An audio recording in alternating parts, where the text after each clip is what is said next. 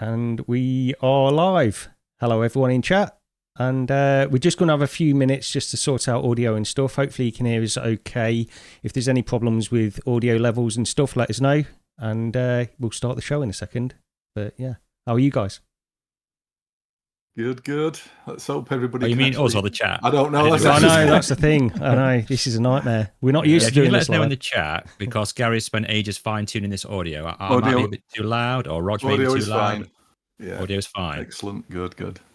Thank you, Mrs. S. Thanks for joining, Victoria. And double audio, PD.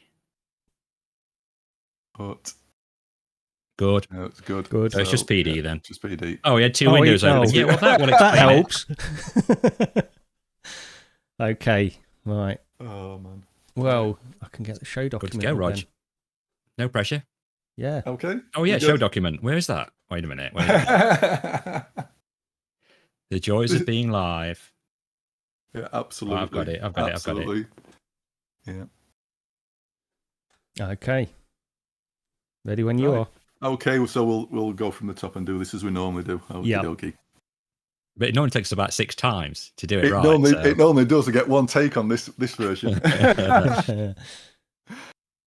Hello and welcome to episode 39 of Recentered, a podcast covering all things mixed, augmented and virtual. I'm Rog, and along with Gary and Lee, we'll be looking at what's caught our attention over the past month or so. Also, for the first time for Recentered, we're recording this live on YouTube, or attempting to at least. And while we try and normally keep our podcasts PG, there's no guarantee this time, as obviously we won't be editing anything out after the fact. So I'm sure we'll try our best. But anyway, let's have a quick catch up first. So, Gary, how you been? What you been up to? Yeah, I've been good. I've been up to sorting out OBS for the past couple of weeks, really, getting all this sorted. It's I've got it's all changed since last time I've done like live streams and stuff. It's a lot of stuff has changed on YouTube, a lot of stuff has changed on OBS, but hopefully this will go relatively smoothly. We'll see. Anyway, it'll be exciting either way. But other than that, I've been playing a lot of the PSVR2 on PC as well, but we'll talk about that. We'll revisit the adapter a bit later on in the show. But also, I went to see Alien Romulus, and of course, we've got the game coming out. I don't know. We've got a date on that game now. It's still December, right? Sometime in December. I think it's about my birthday time. 19th off the top of my head, or something like that. Yeah, before Christmas. That's right. Yeah, I've just seen it at the end of the document, actually. Yeah, 19th. Yeah. So, so I went to see that last week. I think you guys have both seen it as well, haven't you? Now, the film. So I think, I like it. I think it was a good film. I enjoyed it. I went with my son and we both enjoyed it, really. To be honest, though, because the first two films, everybody will say they're the best out of the lot. And I agree. I do think the first two films are absolutely the best out of all the films that have been produced. But I didn't like Alien 3. And I've seen that different cut of that film as well. And I didn't even like that version. But also Prometheus, I didn't really hate Prometheus. That's the thing. And I know that one gets a lot of hate as well. So maybe I'm not the best judge of this, but I enjoyed it. I know there's a little bit of that Prometheus style lore in this as well, which people didn't really warm to, but I didn't mind it. I think it is out of all of them, this is probably the third or fourth best overall, because again, Alien Resurrection, I didn't mind that, to be honest, either. I sort of take 3 and 4 for what they are. I actually sort of quite like 3, apart from the CGI hasn't held up at all. It looks terrible nowadays. But yeah, the new one, not bad. Takes quite a bit of inspiration from Alien Isolation. Anybody who's played that in VR, if you go and watch Romulus, there's quite a lot of the is it Sevastopol, the name of the station? Yeah, I saw little bits. There's like bits where like the hatch opens at the beginning. When they go into the ship, and I thought, that's like the hatches in. When they're on sort of like I don't know what you describe it as, the promenade area where they first walk on. It's just like when you're playing that in VR and on Isolation, when you first walk onto the station, you've got the big windows before the shutters come down. Looks very much like that. So yeah, not bad. But the thing I took away from that movie was, this is the first time I've been to the cinema since Ready Player One. So 8 years maybe.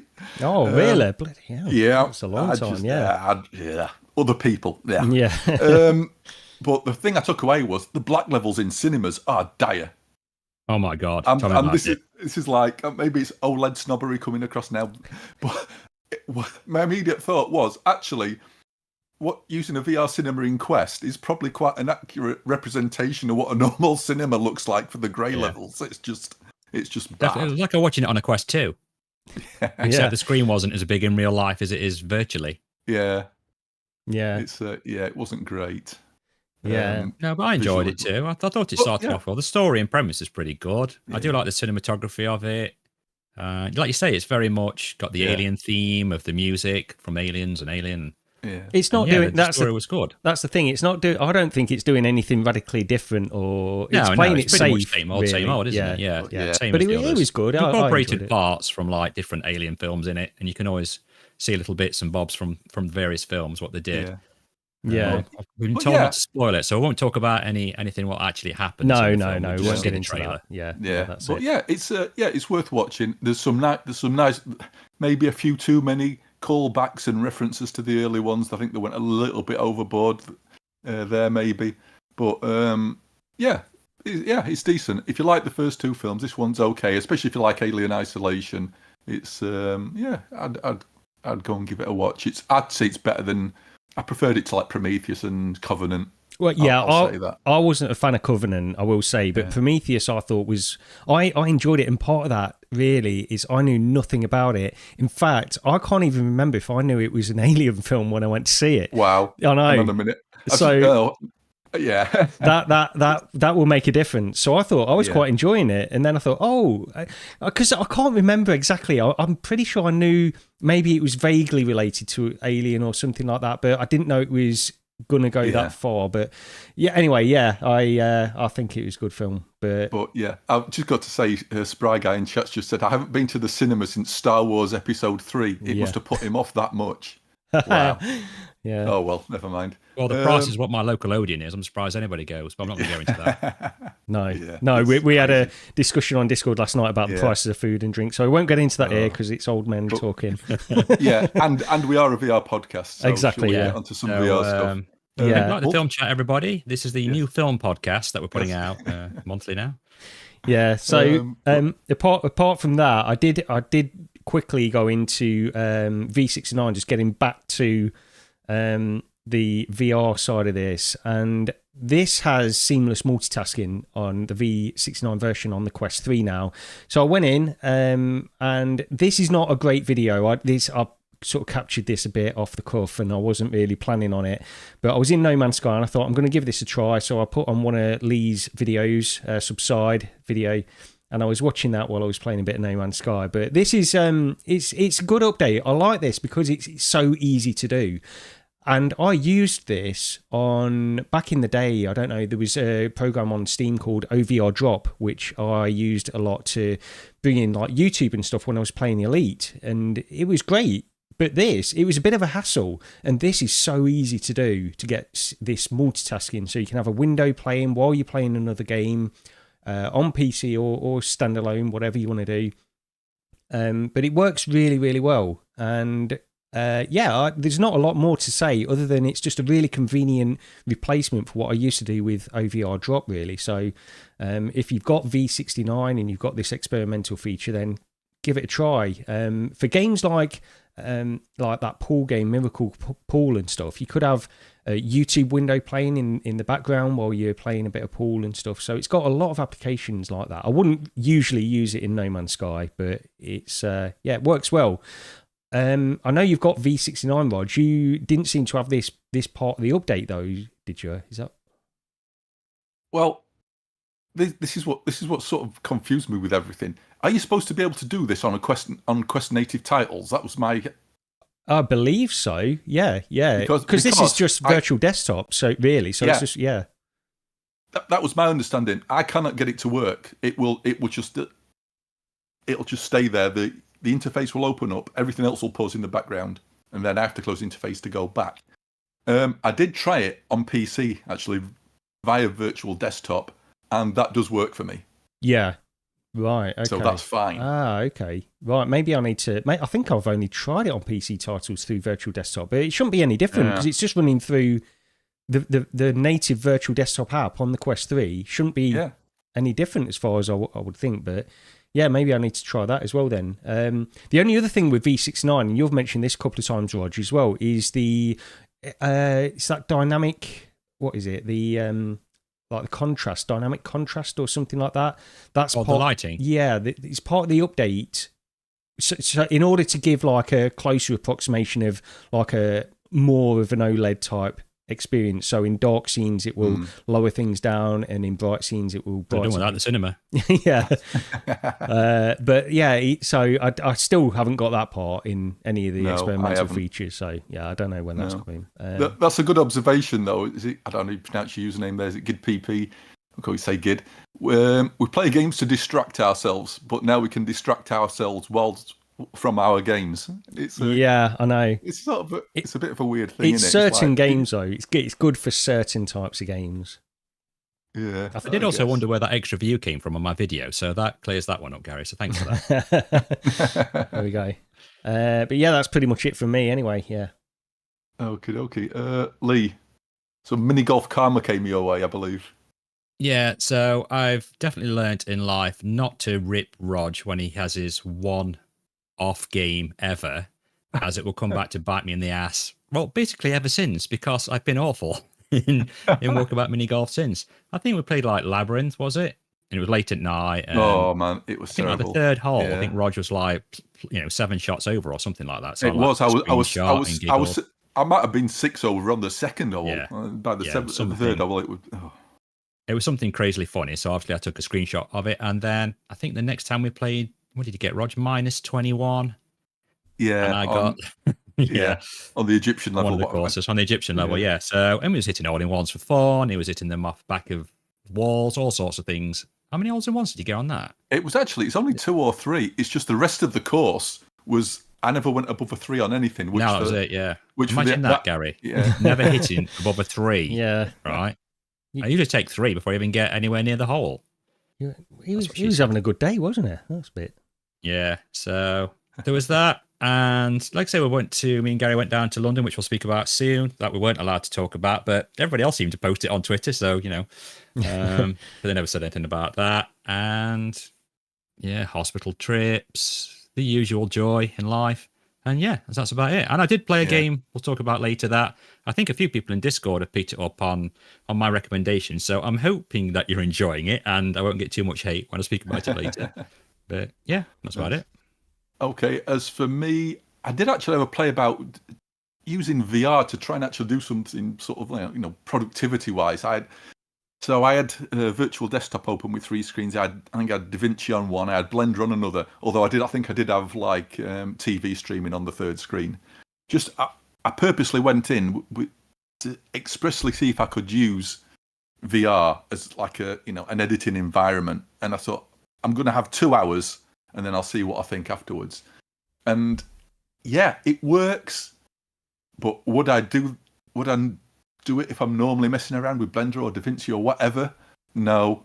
After 2 hours, I just wanted to take the headset off. I just cannot stay in a VR environment where I'm not actively, fully engaged, being distracted from real life. It just doesn't work for me. It's not comfortable enough. Yeah. I just wanted the thought I've got 2 screens in my room. That's all I actually really need. I really probably only even need 1. It's just too useful.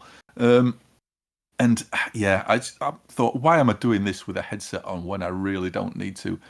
But from a point of view for people who maybe need to travel and are in a hotel or whatever, and they need to get stuff done, and they can maybe get a link, maybe a net connection to their desktop PC at home or whatever.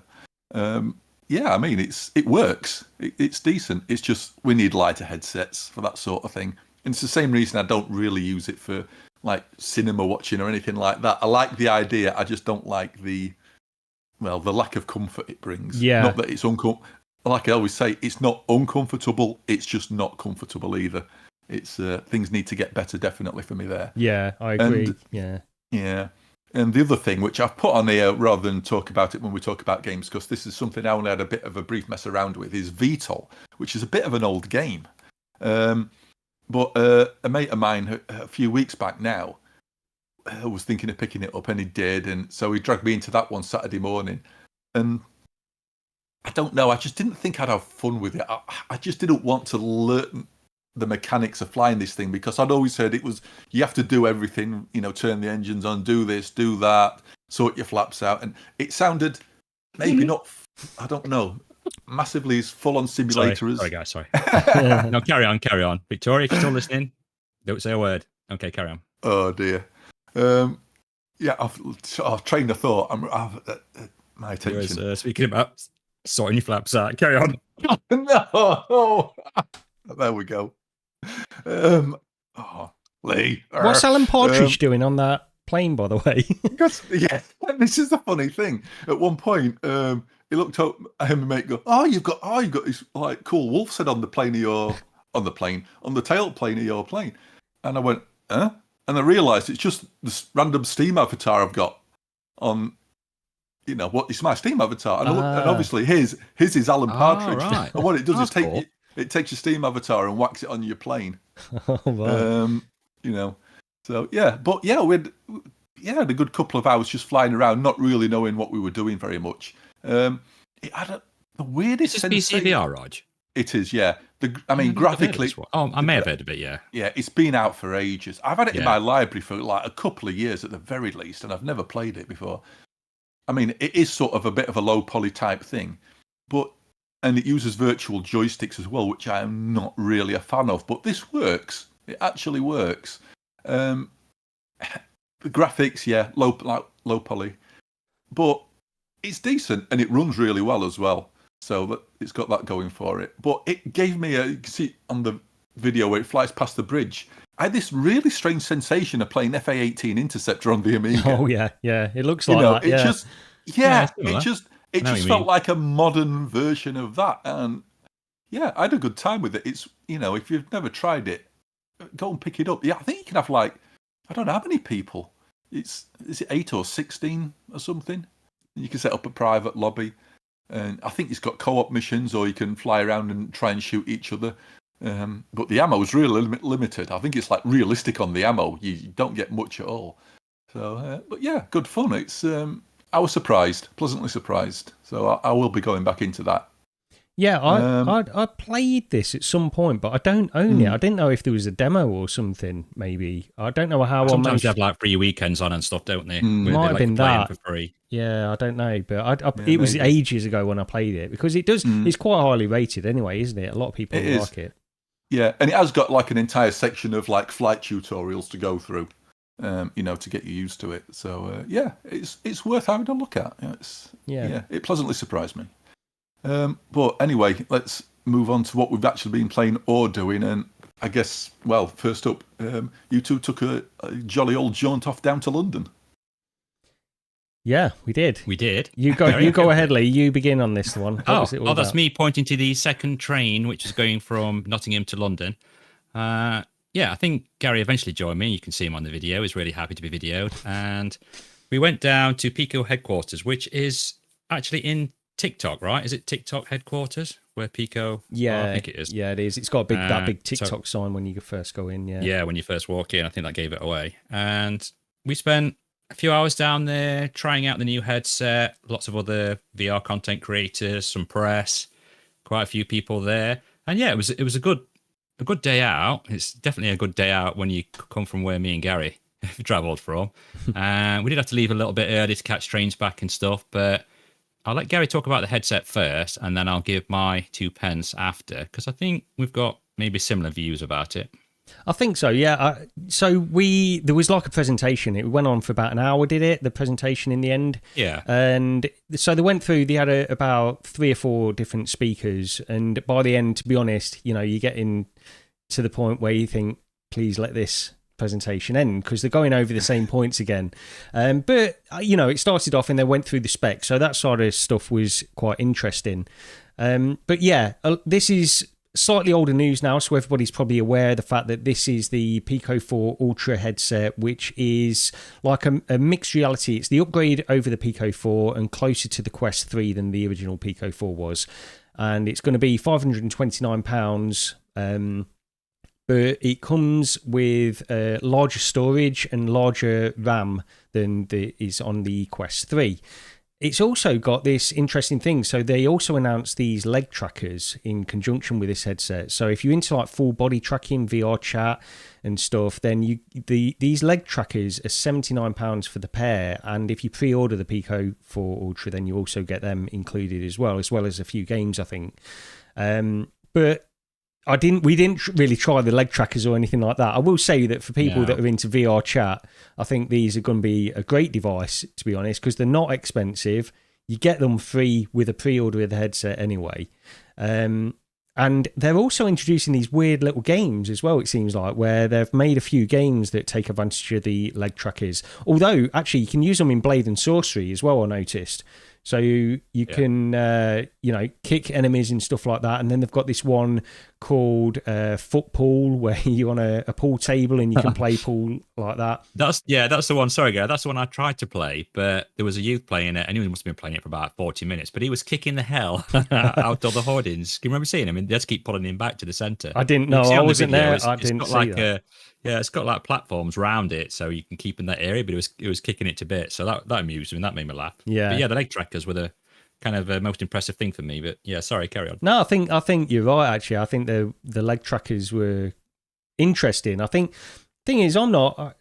When you got a lot of people around you in that really busy environment as well, I didn't really want to do the demo with the leg trackers because I can't relax and really see what they're like or anything like that. And I also don't know what I would use them for because I don't go into VR chat and stuff. But they're impressive nevertheless. And I think a lot of people will really appreciate the fact that they're sort of seamless. They're really low hassle. They just connect to the headset and you're done, really. And you can detach them as well, right? You can detach them and attach them to, like, if you've got a table tennis bat, you could attach it to that. So you could use that in VR where you're playing the actual real table tennis bat. It will track all the movement of that. So it will do all that. Yeah, they really impressed me. Oh, handsome picture. I was just about to say that there's a good advertisement for never to go into a photo booth with Lee. Yeah, I think you were trying to. I was talking to somebody at the time, but I think you were trying to drag me into that photo as well, weren't you, Lee? I was. Yeah, I kept trying to drag you across several times. Yeah. But yeah, back to the headset anyway. So it's got the same processor that's in the Quest 3. So it's got that upgraded XR2 Gen 2 processor. It's got more RAM than the Quest 3, so it can actually do this thing with sort of pass-through multitasking of apps and stuff. You can actually have 20 apps simultaneously multitasking in this, which just seems bonkers. And the person I was talking to, I don't know, I won't mention them anyway, just in case, but they said that because they were a beta tester for this, and they were saying that originally they had unlimited app multitasking in this headset, and of course when you get to a certain point it'll crash. That's why they've limited it, but he said they could go way beyond this 20 if they wanted to, but it sort of places them in this 360 degree kind of bubble, it seems, and a lot of this is sort of up in the air at the moment, so we don't really know exactly how it works, but so it places them in this bubble around you and then you can move them around, but yeah, that would be pretty cool to have that. What sort of you can apps integrate are we your talking? phone as well, can't you? Like you can integrate your phone screen, you can mirror that in there, and any apps, so Spotify, TikTok, YouTube. Right. They've got quite a few apps on there already that we tried. Whether you have to download those or they're available at launch, I'm not entirely sure. But yeah, there was like TikTok, Spotify, all those were already on, weren't they, Gary? Yeah, they were. We're talking sort of like native Android apps then. Yeah, it seems like that. Yeah, that's what it seems like. You can integrate sort of the browsers, the native apps, the flat screen apps, I guess, is what it seems like. This is the thing. The demo stations that they had, they were sort of limited in the software they had installed as well. So in terms of gaming and stuff like that, it was like Angry Birds mixed reality, and there wasn't a lot else. Birds, that was all. That was it, wasn't it? I think so. Did you try that? Yeah, I did. Yeah, it was good. It was Angry Birds, but yeah, it was pretty good. But it's got the pass-through, I will say, like, the lighting wasn't great in this venue anyway. No. And I wasn't incredibly impressed with the pass-through beyond the Quest 3. It looked basically the same as the Quest 3 to me. Maybe even slightly worse based on the lighting, because it was quite dark in there, and the lighting, there was sporadic lighting around. I think it's more or less on par with what I think it looks like in a Quest 3, but there's no warping on the hands in the same way that we've had with the latest update on the Quest 3. And it's also got a depth sensor in there, exactly the same. There's a lot of similarities with the Quest 3 on this as well. The one thing, though, that we tried and there was quite impressive was that spatial video recording. So it can record spatial video in this way where you set it recording, and very much like the Apple Vision Pro, it will sort of frame it in this sort of block. But it's 3-dimensional and it will move around. So you can film scenes like that. And that worked really well, didn't it, Lee? Yeah, I thought it was really good. I was quite impressed how well it looked, because, like you say, even with that really, really poor lighting, the spatial videos worked really well. The sound was good. The quality was really good. And you can sort of import them. So you can import them like to your iPhone, or you can transfer them straight across with some sort of software, so you can view them in that as well. I believe so. I did really like that side of it. That was a lot better. It's definitely more of a headset that concentrates more on the mixed reality kind of side than anything else, with it also having the same lenses and screens as it had in the Pico 4. That was the only downside to me, really.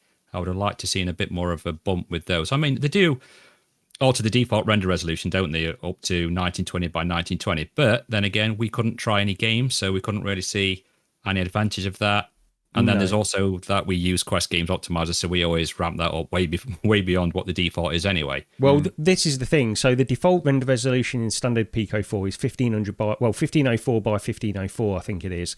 They've made it so the default render resolution in the Pico 4 Ultra is 1920 by 1920. But of course, these are all sort of overridden by developers anyway, based on how they want to run their own games. But you do get that general increase in bump in resolution going from the Pico 4 up to the Pico 4 Ultra, it seems.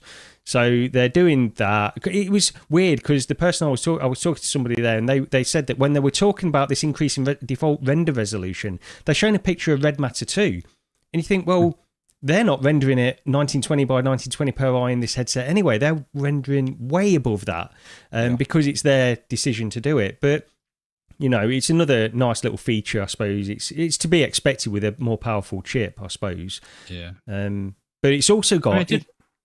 I was just going to say about this fast charging as well, because they didn't really mention this in the presentation. Really, we learned about it afterwards, but so it's got 45-watt charging on this headset. It can charge up in something like 40 minutes or something like that, from a flat up to fully charged. At least that that's secondhand information from somebody that's used it.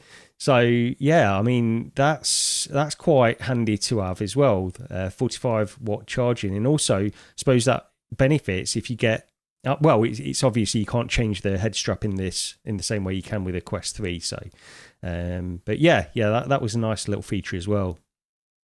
Did it have like an AI thing as well? Can you remember that, where you could? Your default area that you actually view, like in the Quest 3, it's that weird spaceport, isn't it, that you can see around you. It's not the highest resolution in the world, but it had quite a few different ones you could change on the Pico 4, and they were pretty decent quality from what I can remember. They were quite high res. They looked a lot better, yeah. Yeah, they looked a lot better, didn't they? And you could also have like an AI feature, which you could sort of give it a few prompts from the descriptions what they had, like night, day, raining, or things like that. You can actually create your own background in a way using AI. I tried to do that, but it just kept saying waiting for me. I think you tried it though, Gary, and it worked, right? Yeah, it worked. It took a while to render the scene, but it worked. A long time. And yeah, I mean, you've got sort of a limited selection. It's not like you can just type in anything, as far as I know, unless that was further down the menu I just didn't see. But it seemed like you've got a limited selection of variables that you can put in. And there's a lot, there's a lot of stuff. And then it will sort of amalgamate those variables and then create this scene. So I was sort of standing in a lake. I just made it like a lake scene in the day and all this kind of stuff. But yeah, there's a lot of stuff you could do with that, which was interesting as well. And also just to finish off the pre-orders, you do get those 2 leg trackers as mentioned, and the games you get with the pre-order, you get Blade and Sorcery, Infinite Inside, that football game which I mentioned earlier for the leg trackers, and then Let's Get Fit VR, which I believe also uses the leg trackers as well. I think Tigress was on it, wasn't she? Tigress X, she was playing a bit of that. I wasn't going to show her up by going on it myself and beating her score or whatever, so I thought I'd leave that one. Yeah. And, but no, it was a great day. Thank you very much to Gary for inviting me to come along. And yeah, I hope it does well. I mean, you can buy the leg trackers separately. Did we mention that? You can buy them for £79. Yeah, But it'd be nice if they were universal. I wonder if another well-known company will bring leg trackers out, and maybe they've got something, an event in September. They could speak about something like that. Yeah. Who knows?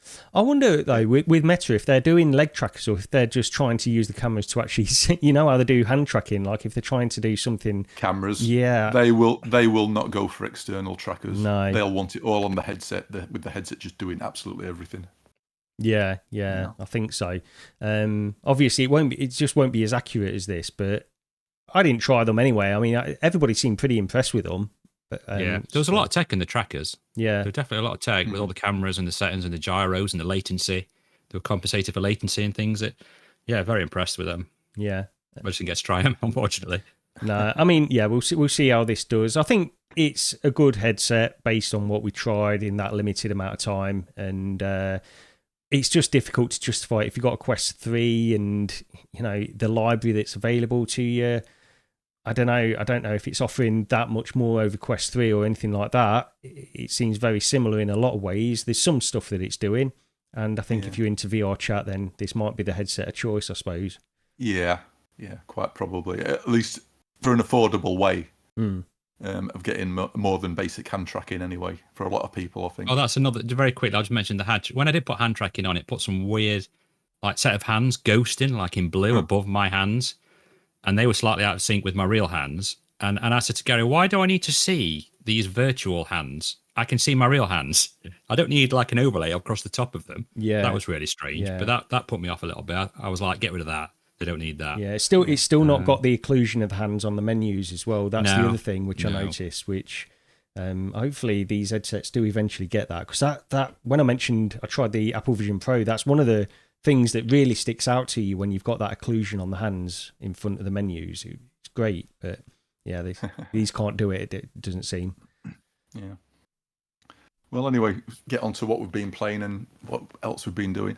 But I just want to say, Rudel Zavedno in chat, and I remember Rudel Zavedno from Anthony's VR365 days because it was Anthony's favourite name to pronounce. Yeah, it was, yeah. But it says, just a reminder that System Shock Remake got a superb free VR mod, making it one of the best VR games, period. Interesting. I wish they'd have done a native implementation, but it might be one worth looking into. I do sort of quite fancy taking a look at that. But anyway, the last video we actually put out was like a PSVR2 adapter special, shall we say. So we've had about a month using it now, Gary. Yep, yeah, that's right. Have your opinions changed at all? Yeah, they have changed since we did that. Slightly. I'll say what it is. I'm definitely warming to the visuals in it. It's still not as sharp as the Quest 3, and nobody's going to convince me of that. It's just for the same resolution, you are getting a much sharper image in the Quest 3, and therefore generally, not always, but generally better performance in the Quest 3 as well. However, I've been playing Half-Life Alyx in the PSVR2 for a few weeks, and I'm working my way through it just slowly. I've played it a few times, I'm just going through it again, really, and it is a great headset for that game. There's no denying it. And it's not as sharp as Quest 3, but, everything else, all things considered, I think it's still giving a really, really good image. And the one thing I'll say, just going back to a wired PC VR headset, you've not got to worry about any of the encoding, the decoding. You've not got to worry about any network issues. And I don't really have any network issues with the Quest 3, but I do feel like there's a little bit more. There's just like some underlying stability by having that wired headset there, which does make a little bit of a difference now and again. One of the games we'll talk about in a bit, actually, I noticed that as well. But it's so slight, so subtle. There's not a huge amount of difference between these. But I'm definitely warming to the headset. I still think, Quest 3 is my go-to for PC VR, but there's certain titles, like you were saying last time, Rog, where I do think the PSVR2 is a great way to play them. Yeah, I'm definitely mixed depending on what I'm playing, and with a couple of the games coming up, I'll get back into that there. But it's just some games just feel better in the PSVR2, some don't. But it's definitely title by title for me. I thought it might be the case when we talked about it on the previous podcast, but yeah, it's definitely turning out to be that way. I do have to turn that 100% resolution down though. That 3400 by 3400 is just, it's a killer on my system. Yeah. Yeah, it's really bad. But I can't remember whether we were playing golf or whether it was on Discord, but I talked about this where I went into, there's a Steam environment home you can load up, and it's got an eye chart on the wall, and it's got teleport points on the floor. It was me. You talked to it. Was it you? Yeah, Sorry, Lee. Sorry, I couldn't remember. Yeah. And what you can do is you can teleport to these points and read the eye chart, and I think there's 11 lines on the eye chart. And so I tried it in Quest 3. The Quest 3 is 100% native resolution, which I can't remember what it is. 2004 by 2005 ish. Yeah, around Steam, that. I think. Yeah. So, and the 3 teleport points on the furthest one, I could read. And when I say I can read, I don't mean I can just about see what that is, but I can see it. It might not be the sharpest or clearest, but I can see the letters. On the furthest teleport point, I could see the 5th line up to the 5th line down. With PSVR2, I thought, I bet I can't read any further down. But I went in with that set to its 100% as well, the 3400 by 3400. Went to the furthest point, and I could still see that 5th line, and that surprised me. I thought, oh, weird. Now, it didn't look as clear because while I was trying to see looking at the letters, I could clearly see the Miura, and it just looked like a dirtier image, but I could still see the same, the same letter, the same row. So I thought, what happens if I turn PSVR2 down to the same resolution that Quest 3 is running at? Yeah, and I lost an entire line of text. Yeah. Yeah, I could only see the first 4 at that point. So resolution for resolution, Quest 3 is a clearer image. Absolutely, no doubt. Even if you turn the PSVR2 up, it still looks better. It looks cleaner. It looks sharper to me. And you're doing that at a lower resolution. Yeah. So you've got a performance overhead. Not to mention the fact, if you need more performance, you can knock Quest 3 down to 72 hertz as well. Yeah, yeah. But like you say, it's a case-by-case basis. Yeah, I agree with you on Alex. It's better in PSVR2. Yeah. And one of the titles we've got on the list to talk about as well, I preferred it in PSVR2 than I did to Quest 3. But there's other stuff I still prefer in Quest 3. So it's a mixed bag overall. It's definitely a mixed bag. And one of the things I want to mention that I said in the last, because we spoke about a lot of problems we had with it initially as well in that video. Just to update, so I no longer use the TP-Link Bluetooth controller because no matter what I did, I tried different USB connections. I tried moving it, use the extension, moving it around. I was still getting intermittent disconnections from it with the controllers, but then I thought because I've got Bluetooth built into my motherboard, but I read the manual and the antenna which connects onto my motherboard, in the manual it says it only does Wi-Fi. It only increases the built-in Wi-Fi. It doesn't mention Bluetooth at all. So I thought this isn't going to help. But again, I think Steve in our Discord mentioned that it will help. And by this time as well, I'm going back a few weeks here, and by this time it had been the case where loads of people had spoke about how if you plug in this antenna into your motherboard, it's going to increase it. So I went into the attic, found my motherboard box and found this antenna, connected that, and it is absolutely flawless now. So there's no issues with disconnect. I've not had a single disconnection, no problems with the tracking at all since plugging that in. So if you've got a Bluetooth antenna, like a Bluetooth built into your motherboard and an antenna, generally I think that seems to be the best way to do it. But having said that, some people don't have problems with these little adapters anyway. So, case by case, I guess. Yeah, I mean, I'm still using that dongle on an extension cable to get it away from the back of my PC, and it's been fine. Well, I mean, when I've been playing games, it's been flawless. It's been perfect. I've not had any issues. The only times I've seen it actually go sort of haywire is if I lift the headset up or take the headset off for a moment, do something because I've got to put my glasses on to see the monitor. Yeah. So I'm using lens inserts in the headset.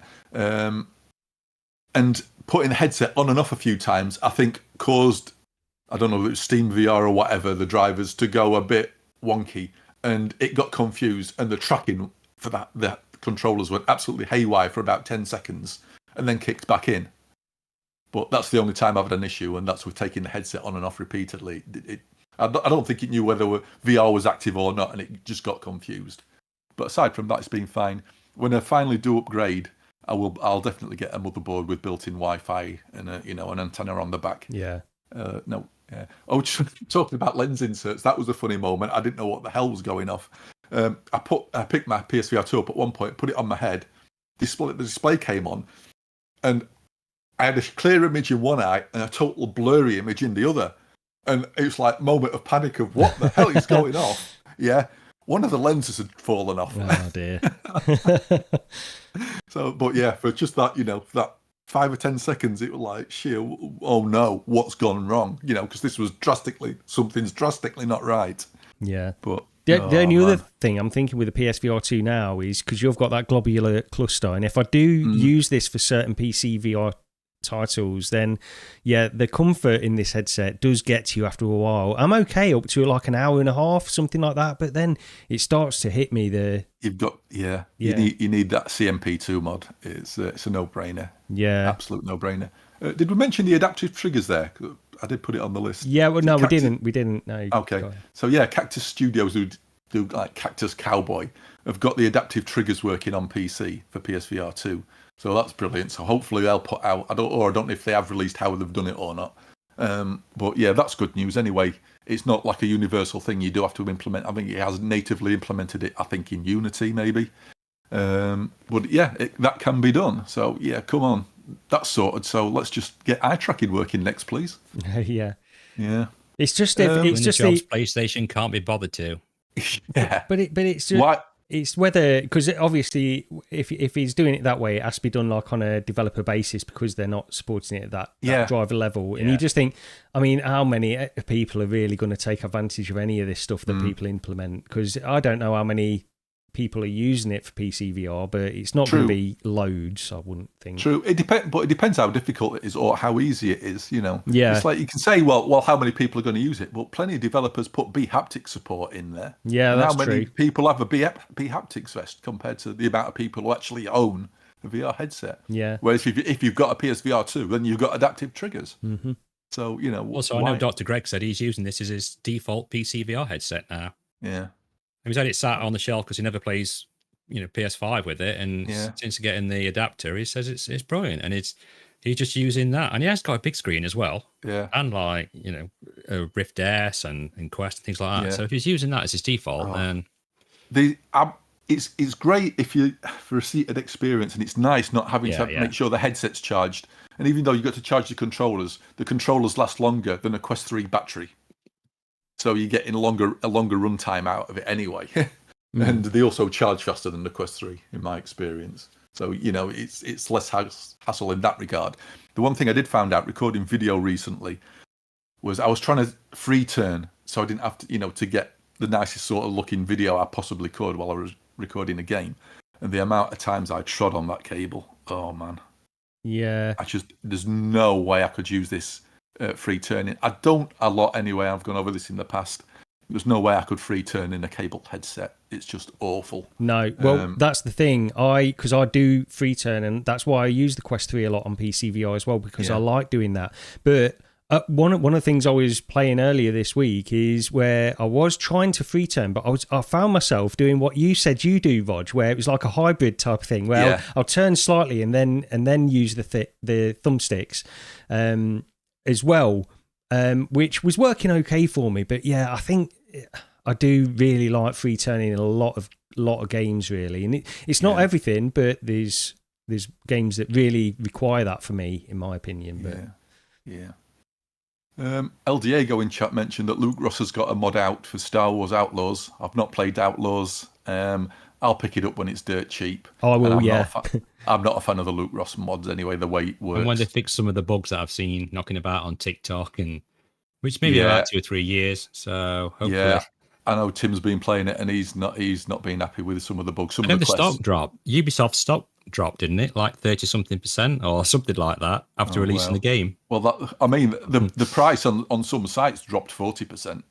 Oh, did it? Like, within a week of it being released. So yeah, I will get that, but yeah, I'm gonna wait till it's cheap. It's not actually got bad ratings. I think it's like a 7 or something like that in a lot of places. It seems to be. Yeah, it's like a solid 7 seems to be a sort of a common opinion. Yeah.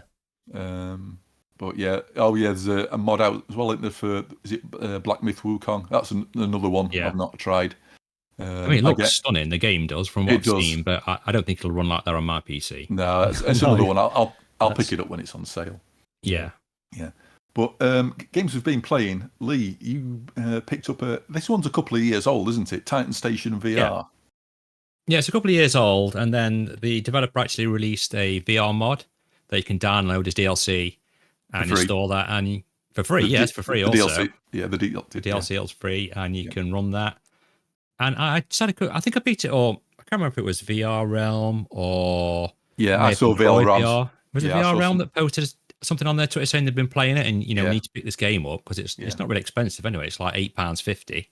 Yeah. So I thought I'd pick it up, and after flattening my PC, I installed it. I thought, you know what, I'll give it 10 minutes, see what it's like. And yeah, I really enjoyed this game. I loved it, actually. I thought it was great. It's one of the best games I've played since Lone Echo 2. It's got very much, I'm going to say, Alien Romulus kind of vibe in the corridors now. Now I've seen that. And a very, Alien Isolation, 2001 Space Odyssey kind of look to it. So it's definitely inspired by those type of things. If that's your thing that you like, then I think you'll like this as well. Plus, it's got all the corridors that I love. I'm a big fan of VR corridors. But yeah, it's like a walking simulator as such. So you've got no enemies to fight, really. You do interact with someone. I'm not going to spoil the story too much, but you interact with the station manager called Jack, and it's a bit like, I think people said, like Firewatch. You've got a walkie-talkie, and you're talking into that, and he's guiding you through. Can you turn these computers on? Can you connect these up? Can you go to this area? And it's one of those type of things, one of those type of games, like a walking sim. But yeah, there's a few bugs in it. I think Rog struggled with bugs more than what I did personally. Yeah, but I had some sort of a game stopping bug at one point where there's like a CPU server rack, and there's when you can interact with somebody on a radio, you get little speech bubble pops up, doesn't it? And you go and interact it, and he'll pull the radio out and talk, and nothing happened. I thought that's really weird. So I reloaded my save after I just couldn't get any further. I reloaded my save, did it again, and radio out, started talking. That were odd. There's another point as well as later where you find, shall we say, you find somebody, and I thought this seems weird. It'd have been on the radio at this point, and nothing happened. And I walked out into the corridor, and then he started another radio conversation, and the context of that conversation was, well, I won't spoil anything, but it made me think I've missed something here. So I went onto YouTube and just had a look at that part, and it had missed an entire plot turning conversation out. Yeah, as well. That's weird because it was on for me. I mean, I didn't really have, the only other kind of bugs I had was sometimes when I loaded the game, I couldn't access the menu. I think Mainfan had this issue as well. Yeah, I had the pointer missing in the menu at times. Yeah, well. That's right. Yeah, sometimes the pointer was missing on the keyboards, but it seems to be very random when this happens, and a quick reload. I think I hit about 3 or 4 times maybe, but it didn't really detract me from. If it was that bad, I wouldn't have bothered playing with it. Yeah, I mean, you finished it, haven't you? I did finish it, yeah. I sat downstairs and played 3.5 hours of it on the trot, just sat on the settee. And it's got a very, very cool feature in the settings. When you first load the game up, you've got like a door frame to your left, and it tells you to adjust the height. So you're like just below the door frame. So it's got +10, -10. And that was kind of cool. That I could adjust my height just to the right size. So I'm not I was sitting down as well. So I wasn't like trying to reach really low to access these doors, because you sort of put like a key card in. But yeah, just looking at all the monitors, did you really go close to look at the monitors, the CRT monitors, and some of the numbers on the keypads? I was getting really geeky out how good they actually looked in VR. And if this is one developer what's done this, then I'm really impressed, because the voice acting was superb as well, compared to another game we may talk about soon. Well, I recognise the voice of your character in this. I don't know if he's been in something else that I've played, but I don't know what. Oh, that's weird, because I didn't recognise that voice, but the other guy, is it Jack on the radio? Yeah. I swear I know his voice from somewhere, but I don't know who it is. Yeah. But this... So Go on. I'm going to say, if these aren't known actors, then they sound like known actors. They sound really good, yeah. But the voice acting is like, for a small indie game, is way better than you'd expect. I was surprised. Normally, you get these sort of games, don't you? Small, like a one-person developer or a very small team, and the voices can be, shall we say, iffy at times. This didn't sound like that at all. This sounded like it was done in any sort of professional game to me. Definitely, yeah. I mean, it's got a very nice aesthetic, like colours to it as well. Sometimes it's very pastel and very sedate looking, and then in other areas it's very full-on J.J. Abrams kind of blur in your face. Yeah. And I mean, you guys haven't played it all, have you? There's a really well. I'm 2 hours. I'm 2 hours in, and so you maybe got to a point that I think I know the point where you... Yeah, you're going to know what I'm going to say, right? Yeah. When it's Don't mention it, yeah. All of a sudden, it's a different game, briefly. Just for some context as well, this game, it's sort of... Because at the beginning, it tells you this story where man landed on the moon in 1969, and it's as if it's like an alternate reality where if the world just went full bore into space exploration and that kind of stuff. Yeah. And this game is set in 1999. So you've got this interesting kind of thing where you've got these sort of 1999 technology with CRTs and it's everything. But you're actually orbiting in a space station around Titan, one of the moons of Saturn. So it's got that kind of thing, which is really good. And I love this game as well. I've got to say, Lee, I didn't realise anything. I didn't know anything about this game. I will say I've experienced bugs. There's been one time where I've had to reload a save. There's been a time where, like something that you mentioned, Rog, where something wasn't activating. It wouldn't let me activate it until I'd reloaded the save. Then there was a piece of dialogue that was sort of activated after I'd already done a task, and it was sort of guiding me through this task, even though I'd already done it. That kind of stuff. So it's not perfect, but I think it's the atmosphere of this. And the story the story is pretty good. 2 hours in, I'm starting to get into this now. Actually, I think there's something to be said for. There's what a I've got lot going more. on. You think there's twists and turns in Romulus? Wait till you get to the end of this. Yeah, that's all I will say. Yeah. Well, there's been a few twists and turns already. Yeah. I think I do think it's really good in spite of the bugs. Yeah, I just wish they'd go back and patch it. Yeah, that's the only thing. Yeah. I mean, the actual game as well. I was enjoying it. I did like the atmosphere. I liked the voice acting. The graphics for an indie game are fine. It's nice when you walk past a window and you can see the rest of the space station, all the corridors where you've just walked along and everything. There's performance-wise, the first time you go into any specific area, you can see stutter, and it can be quite. Yeah, we did. bad. We both said that, didn't we, Gary? We had like a slight stutter when you're walking down the corridors, and then at points through the game, it seemed to disappear. So it's when you go back through an area you've already been, the stutter goes away. So it's a shader compilation problem. It must be. Because once you've been through an area, then it's fine afterwards. But it's good. It's worth picking up. It's also worth mentioning that for the next 2 days until the 9th, it's on sale for 50% off. Yes, that's right. Yeah, VR Spy Guy mentioned in the chat actually wish he'd pulled the trigger on Titan Station when it was half off. So just to let you know, it should be half off now for another couple of days. So it's that's what I picked it up for. It's £4.50 over here, I think. Well, I made Gary pick it up on the train down to London. I see you buying it now. So pick it up. But definitely play it, VR Spy Guy. I think if you're one of these what's into the story wise game and being engrossed and immersed in the story to the game, it's one of the best I've played. I really will say that. Yeah, Gid in chat said, "Is there any action?" And no, not I think that I've is the played. thing. It's a walking. I say it's more than a walking sim because you do have to do stuff and it's not like everybody's gone to the Rapture where all you do is walk. You do have to interact with stuff and it's closer to Red Matter than that. Yeah, but there's no there's no action. It's like Red Matter 1. Sort of very light puzzles, that kind of stuff. It's a story-driven narrative adventure. Yeah, basically. But worth your time, worth picking up. For the money, I can overlook the problems it's got. Yeah, because it isn't a lot, and it's worth looking at. Absolutely. So next on the list. Oh man. Okay. I don't know where you want to go with this. I don't know what to say. Are you showing my footage on this, or what we're doing? Are you going to? I've got mute my microphone while we talk about it. I went in and actually managed to finally get some because that was a story in itself. So we've got Tomb Explorer VR, and I did reach out to the developers for this, and they kindly sent us a key.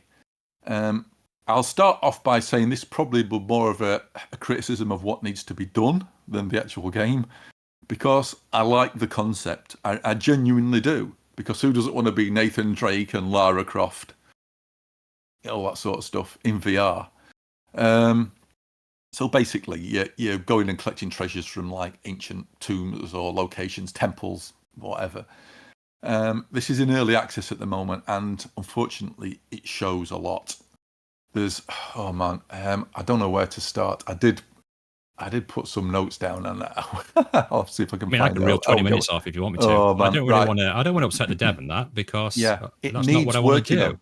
It's early access, but it's This has been on There's been a demo about for ages, hasn't there? And it might have been. I played it for a long time. And I think the thing you said to me, Lee, was I played this like you said you played it like 6 months ago, or whatever, and it just seems the same now as it was then.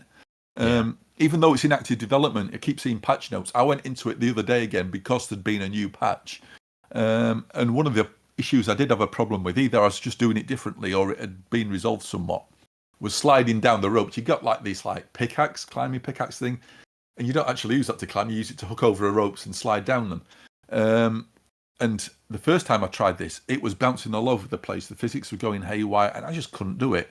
I tried it the other day, and it was fine. I never had a problem. So maybe something's been resolved there. So that was the first issue I had with it. The second one was during the tutorials, an opening tutorial. It teaches you how to do everything, right? Apart from the fact we agree on this, don't we, Lee? It needs taking out. We'll get to that in a minute. But my hand got stuck in the floor at one point somehow. As I was walking along, I turned around and my arm was about 3 meters long with my hand still stuck in the floor. Unfortunately, and that's another story with trying to record video. I didn't manage to get that get the footage for that. So yeah, extremely long pole vault type arm. Other points I've fallen through the floor. Then my head got stuck at floor height and I was stuck there, so I had to restart there. After you fall off somewhere and die, I've had it where I've respawned and my feet have basically been stuck and I've not been able to move again. And on the second level as well, there's it's either a shadow or ambient occlusion problem where there's the shade only appearing in one eye. And you get that weird thing where you're looking in some games where it's not only rendering a shader properly in one eye and not in the other, and you can see that mismatch and your brain goes, what's going off here? It does that on the second level. So those are just a few things. So it's in early access, and I think what the developer needs to do is stop trying to add more content and go back and do a quality pass. Yeah, it absolutely needs it. Stop what you're doing in trying to get the game finished, and there might be a mentality there of let's get everything in what we want in the game, and then do a pass on it. It don't need to be there. The tutorial you said as well, Rog, right? Right. Why don't they incorporate the tutorial in the beginning of the actual game? Yeah. So you need to go down a rope, so you need to whip the axe out or whatever to go on it. Okay, we've learned how to do that. I don't need a separate tutorial to show me how to do all that, and then I start the game. Yeah. The problem was that tutorial. It's like a long, say, corridor just in a void, and you go along, don't you? And you do tutorial after tutorial after tutorial of like learning how to use your bow and arrow. To show my footage. How to use the whip, how to use your axe to slide down, how to crouch, how to do everything, how to use a torch. And it's like, but intuitively, it's not like, sorry, Rog, it's not how intuitively you'd think to use it. Like you say, when like you're going to say you're grabbing a whip, you intuitively think to put your arm back and whip it as you would in real life, and then press trigger maybe to try and grab. But it's not. It's just a button press. Yeah, and the problem is this needs to be incorporated into the game, because at the beginning you sort of see this big temple in front of you. There's a rope bridge and it's sort of twisted and you can't go across it, so you have to find another way around. So the first thing you do is you go under somewhere where you need to crouch under a rock. So okay, tell me how to crouch there. Then you need to sort of like jump up onto a ledge. Okay, tell me how to jump there. And then you've got your first bit of climbing. So explain that to me. Then the tutorial messages could be put in at these parts of the game. Don't just do that long corridor and throw everything at me again and again and again. Tell me in the context of actually playing that first level. It'd be so much better. I agree. I mean, the footage you're seeing now is me failing continuously just to even try and get up the stupid rope. I think Rog eventually worked out that you can actually teleport off it. But I mean, I don't know how much of this footage you want to show of me failing ridiculously. Did you get to the part where the bow and arrow? If we keep talking, maybe folks will see the bow and arrow part, but I think that's when I'd really thought I've had enough of this. I mean, do we even talk about the bit after where you go to see your sister? That's absolutely no relevance to the game. I don't And until you've got the main game fixed, that intro thing. There's like a scene story setting part of the game where you're at a beachside and you go and talk to your sister, and she tells you about this, these treasures of the temple, whatever. And it's not good. It's really bad, and I think we agree that the voices sound like they're AI. This is what the voices are. This is the voices in this are the total opposite of Titan Station, aren't they? They really are. This entire section needs to be stripped out and just replaced with, give me some text or a brief, decent voiceover before the first level. Get rid of this until you can make it good. And it was just constant, weren't it? The amount of dialogue was constant. You can't skip it. And to give you an idea, it's kind of like this. Hi, it's my sister. I'm going to go and sit and have a drink with her. It's like that. And then when you get into the first level of the game as well, wow, look at the majestic temple. I've been waiting all my life. And it's like, oh my, this is just I terrible. quit then. I rage quit. I thought, I'm not listening to this no more. The acting or the AI or whatever it is terrible. The dialogue is terrible. They need to get somebody in to sort that. Absolutely need to do. And this is the annoying thing, though, and it's like not just because we got a free key for it. I genuinely think there's something good that could be here. Well, we both said that, didn't we? We really want this. We're massive Indiana Jones fans, Lara Croft. Everybody is, right? And to be in this tomb, searching for treasure, and it's like, what a brilliant idea! I'd love to play a game like that. Uncharted is one of my favourite franchises. Yeah, so this should be right up my alley, and I can see what they're trying to do, where the potential is, but at the moment they need to stop adding content. And they need to go full out quality assurance on everything. You climb up a rope, and you can see where the rope's made of independent sections because there's a gap. Yeah. You can see the gap in the rope. There's one point where you have to get these treasures, don't you, to put them on the pressure pads to open up. I'll take your word for it, because like I said, I quit before I even got to play the game. And there's one at the top of a rope slide, so I got that, and I'd forgotten about the backpack. This is the first time I've played it. I'd forgotten there was a backpack. Because you get like a quick menu. You have to hold down a button and a quick menu appears. It's like, why do I have to hold down a button and wait for the menu to appear? Why can't I just press it and the menu's there? Anyway. It's one for left-handers as well, right? Because that's another bug that I had, you have to press X or Y, and then you can't reach your right hand over to grab things out. You've got to use your left hand. It's not even a bug, it's just the way it's designed. It was just a bug for me, as in it bugged me. It really got on my nerves. You know what I mean? It's just like, I've got a backpack, and then I've got to press another button to open up some other part to pick things up, but I can't use my right hand to pick it up. I can only use my left hand, and I'm not left-handed. What is going on? Yeah, there's two inventory systems, and when you open the quick inventory one up, you can't reach over with the other hand to grab the torch with your right hand. You have to literally hold your hand over the torch, and it appears in your left hand, and then you can do whatever you want. Yeah. It's just the design. There's so many design problems. I think that's the issue. There's design problems and there's quality assurance issues as well, and it needs a full on like coat of paint. Stop adding content and do a quality pass because it needs it. Yeah. The problem being you're charging for it. It's early access, but they're charging for it, and people, and I could see why people would go in and refund it because there's too many issues quality wise at the moment. But I think there could be something decent. And this is one I actually played in Quest and PSVR2, and I preferred it in PSVR2. It just seemed better. Maybe it was because it was a gritty sort of dirty sort of landscape, and maybe that hid any flaws what the PSVR2 optics. It's great looking. That's another thing. It looks great, right? It looks. The temple and thing looks really good, but it looks good. I think it looks better on video. I think when you see things close up, things can look a little bit too sharp-edged in places and whatever. But it looks better on PSVR2. There's a weird problem I had where I tried recording. I normally use shadow play. If something can give me a full screen view, I'll use shadow play to record footage. It failed. I just got a file of a few K in size. It would not record footage. It works with everything else. I thought, what is going on?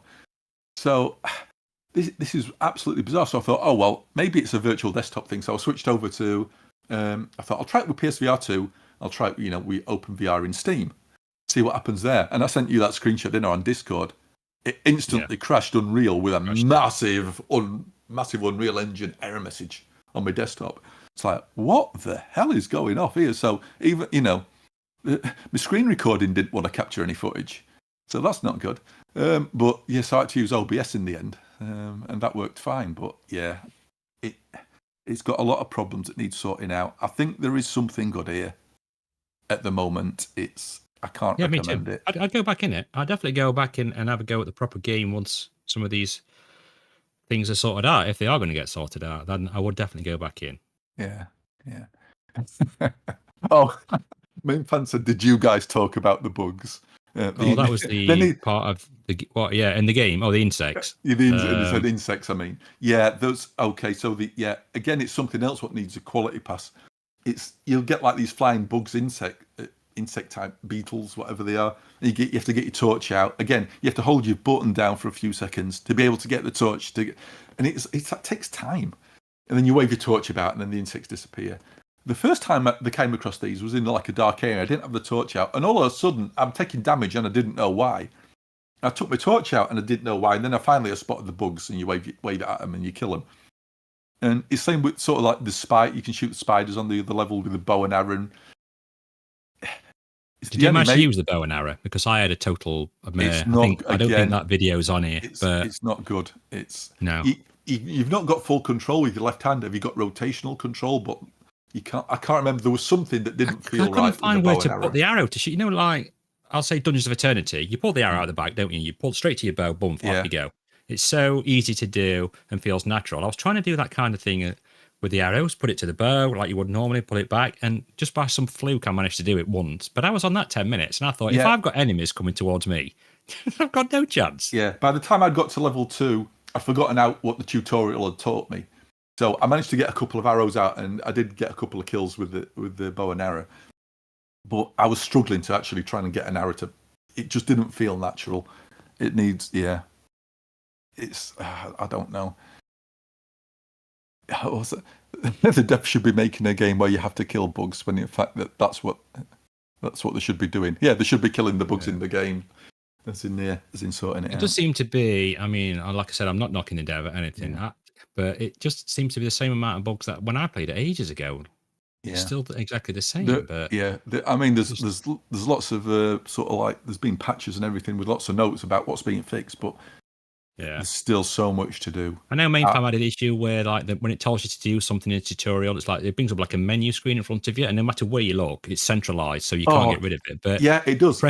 You press trigger. I pressed trigger and it did go for me. Once I read it, blah blah blah, I pressed trigger and it did go. But I think he was having issues with it. I don't know if you had issues with that, Roger. You have to sort of hold it down and keep it held, don't you? Yeah. And you keep the trigger held and then it disappears. It gets in the way. It's telling you to do stuff, but if you want to read a tutorial and do the action, you can't because it's in the way. I did mention the main fan did mention the struggle with the whip. I did the same. I spoke about it earlier, trying to pull it out and act as if it was like Indiana Jones, and I was like flicking it behind my head and then pressing a button. But eventually I did see like an icon, and I sort of had to move my hand, I think it was a hand or head, until it went over what I was supposed to click on, and then you press the trigger to click across. But I think if they're getting any feedback on this, they need to act on it, because at the moment it's early access. Well, I really want to play it. Yeah, this is the thing. I really want to play it, but at the minute I don't want to deal with all that because it'll just stress me and freak me out. So at the moment it's a no for me. Yeah, I can't recommend it at the moment. Hopefully in the future, but not right now, unfortunately. But that's in early access on Steam for 21 quid at the moment. Let's move on. Vendetta Forever, or the demo anyway. Gary, how did you do in this? Because I'll ask you first before I go into my experience. I didn't finish the demo, but I played through quite a few different scenes in it. So this is my video that I recorded anyway that I'm showing now.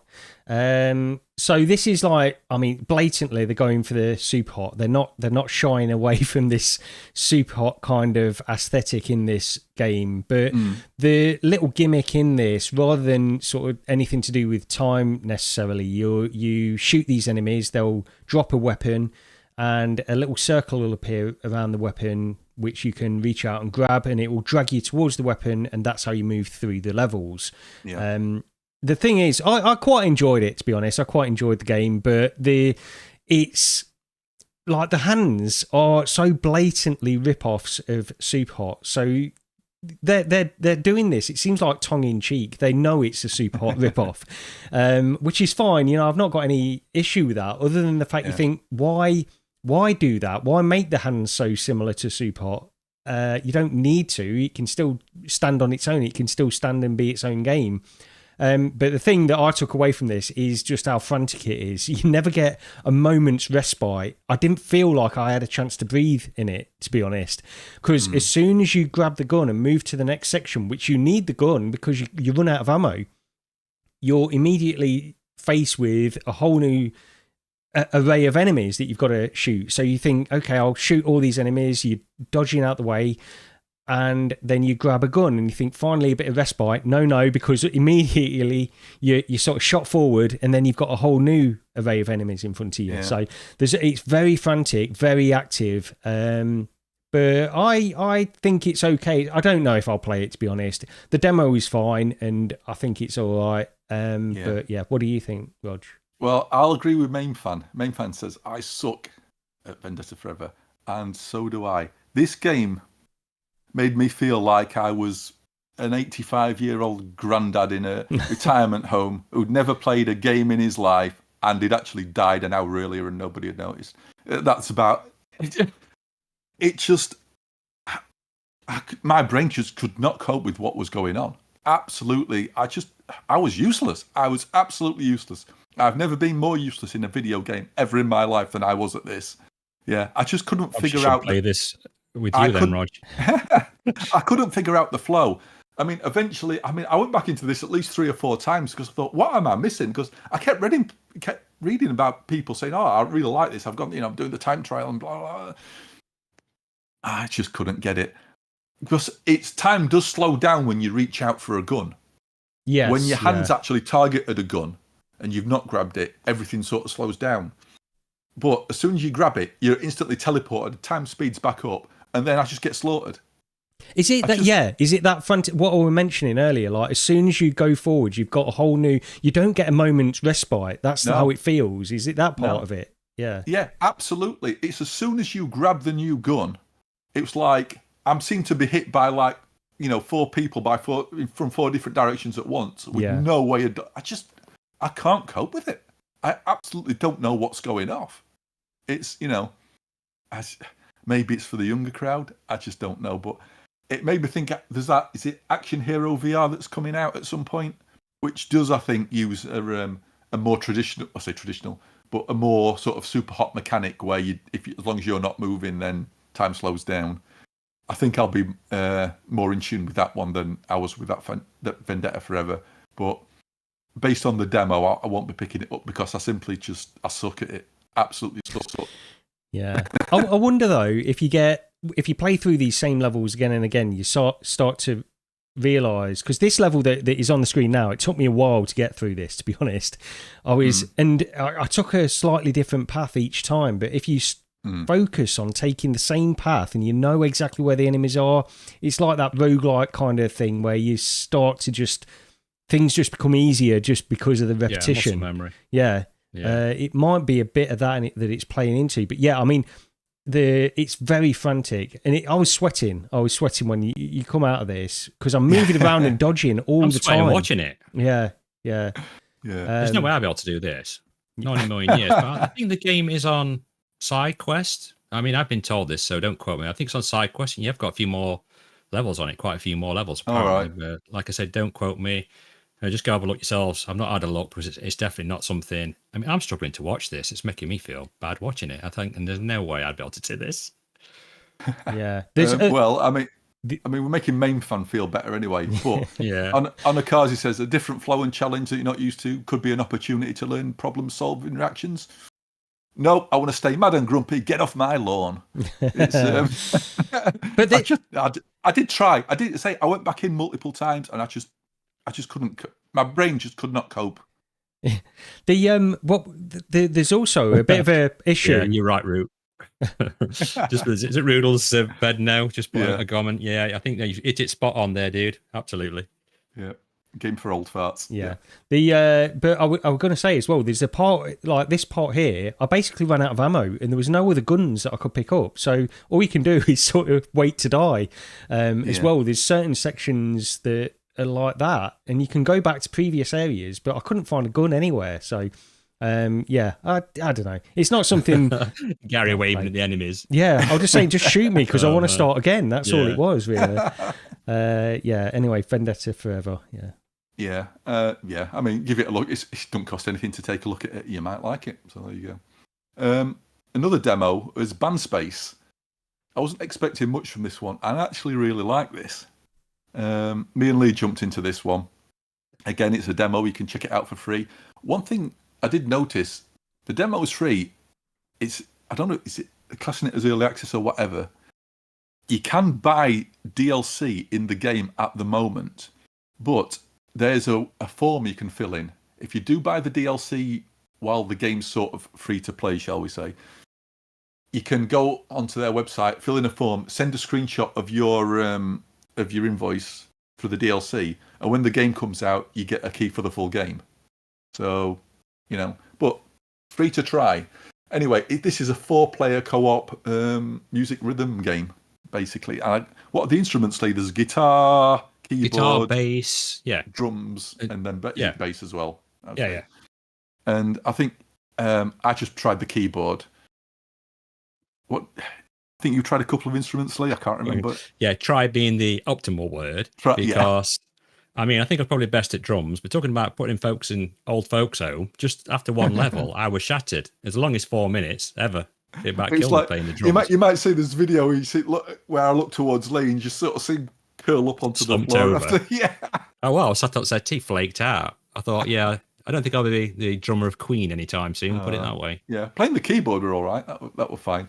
I really like it. I don't know. I wasn't expecting anything, and I had a fun time with it. The problem is there's a slight weird performance hitch with it, where the notes, as they're coming down towards the screen, you can see them every now and again. They'll sort of flicker or judder or stutter, and it's like it's really off. It really annoying you more than it was the drums because, as you can see on the video for Rog, it's coming down like notes.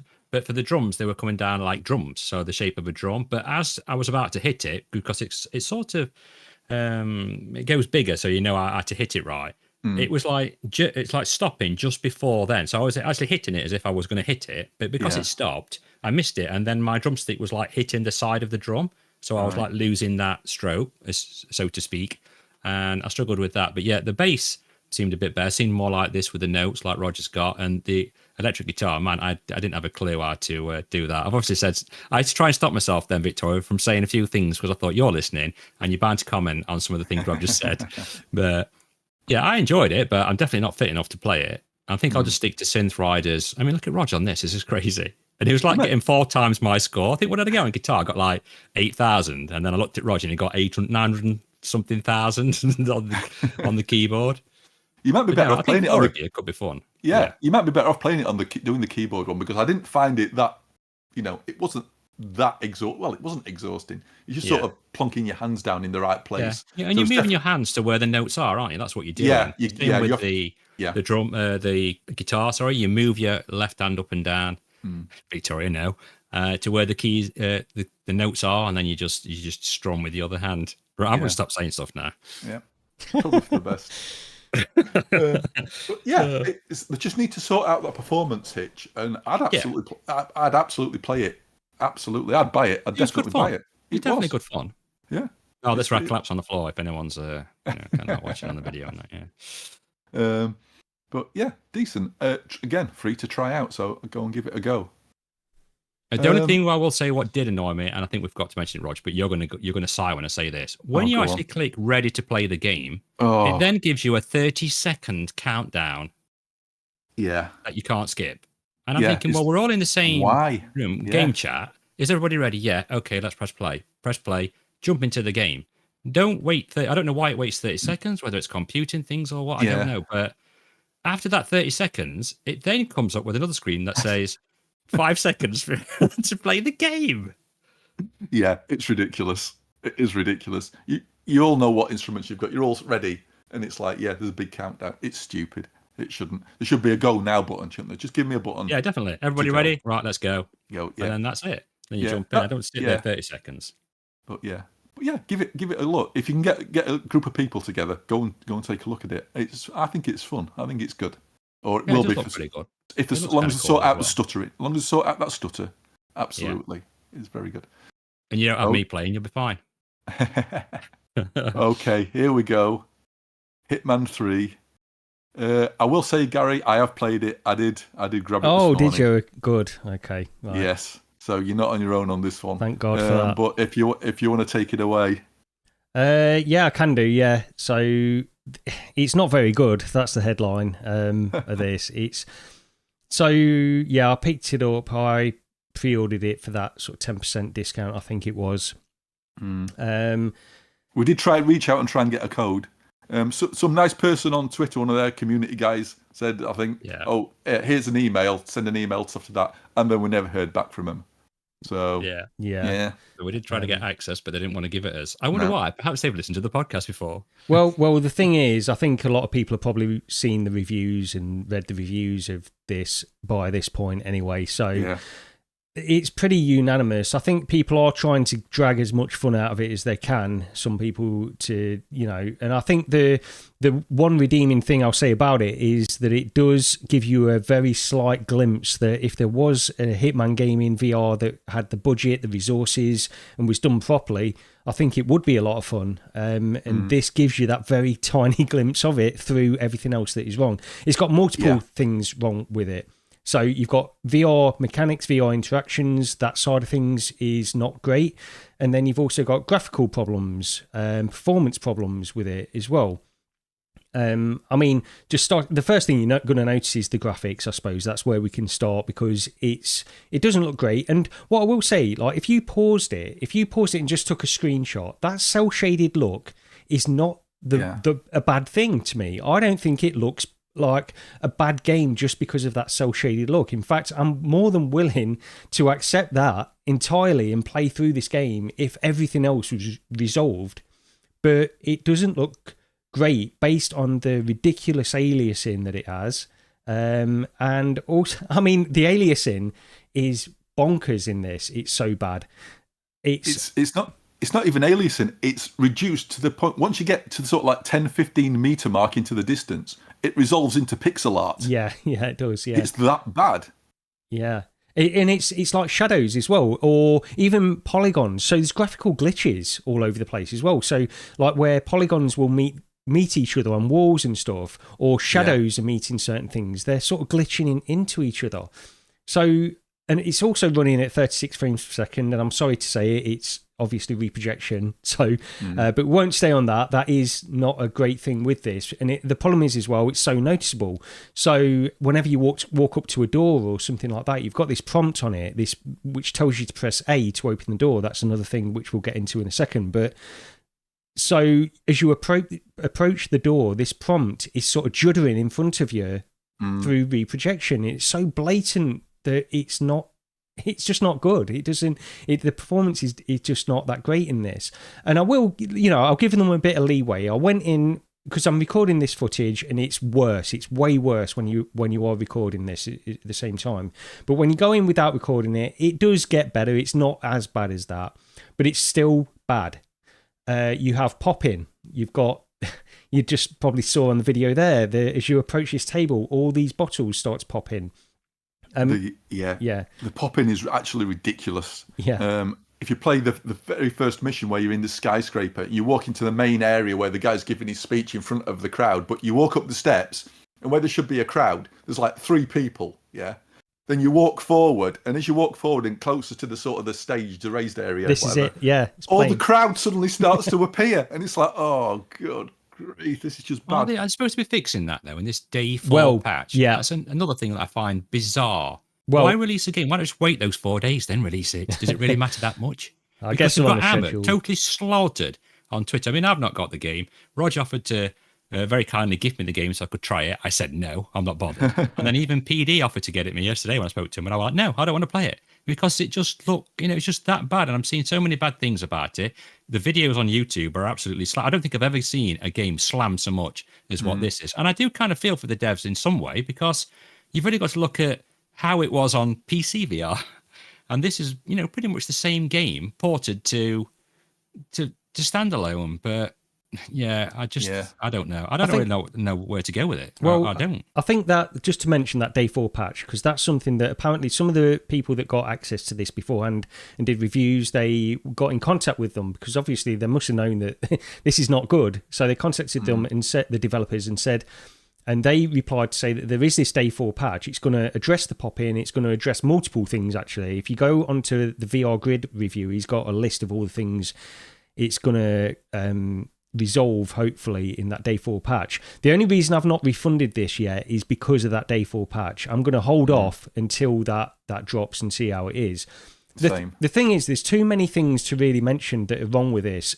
Yeah. And like the VR interactions, climbing is just... How do you even describe this climbing mechanic? So you go up to something, you press A, and now you're in climbing mode, but you've got no hands. So what do? Yep. You reach out. Your hands disappear. You grab as if you'd still have hands in a VR game and climb up this wall. So you've got invisible hands and you're climbing up as if you still had hands. It's just, there's some really bizarre stuff. I don't know if it just got, like you say, Lee, and I don't think it needs 4 days. I think it needs a year. It needs a long time to resolve some of the stuff in this. It's just another game that's coming out that's not ready to come out. And I didn't think with Falls. I mean, I just don't understand why they release things like this and expect us all to go, you know what, don't worry about that. It's okay. We're used to all these bugs and things. It's, it's VR. It's what we expect nowadays.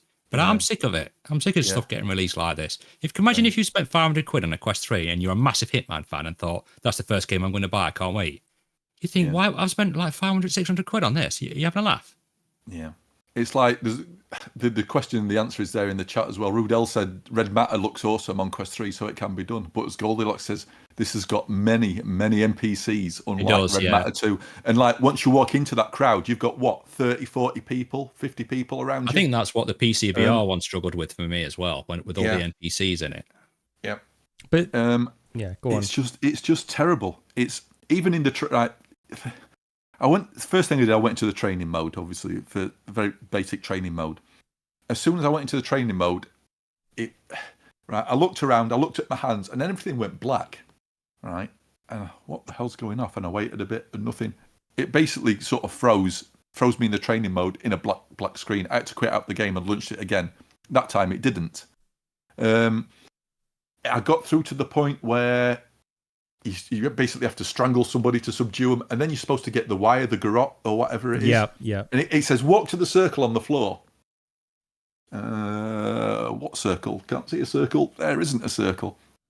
There's a podium at the end where you press the button to finish that section of the training or whatever. No circle. So I got it locked me into that point. I couldn't progress the training any further. It was missing. I mean, even the pop in there where there's nothing about. If you're at the opposite end of the room to where there's a little podium with the button on it to say, yeah, finish, go on to the next one. If you walk away far enough, it reverts to basically just like the tube or the square part of the podium. You walk a bit further forward and the plinth appears at the bottom. A bit further forward, the top section appears. Walk a bit further forward, the red button appears. The pop-in is just terrifically bad on a basic object that's barely got any detail. But yeah, so that's as far as I go with the training. So then I went into the missions, and you start on that outside of that skyscraper. You look around, and the skybox. God, I mean, I know, look, graphics don't make gameplay, but in VR, it absolutely sets atmosphere, and you don't need amazing graphics. Walkabout's all low poly, and that looks brilliant. This had the worst skybox I've ever seen in a VR game. It looked like a 160p Twitch stream. Yeah. Somebody had captured an image and used that as a skybox. It looked dreadful. The worst I have ever seen, I think.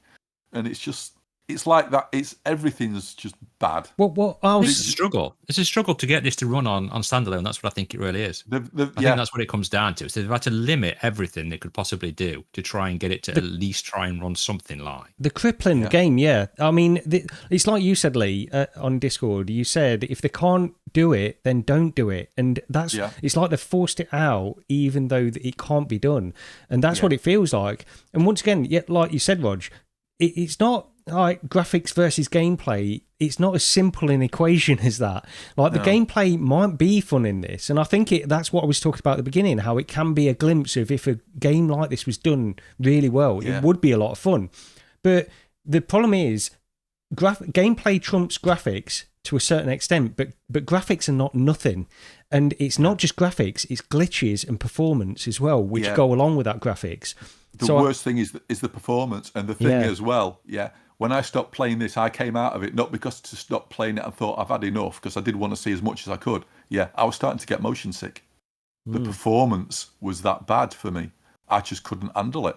It wasn't, I'm feeling really ill, but it was like that sudden, like that feeling of that hot sort of sweat sort of flows over you, and your stomach goes, careful here.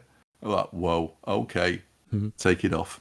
It's just, and that's the performance. That's purely the performance. Yeah. As you can see in this video, I'm not doing this mission as the way it was intended.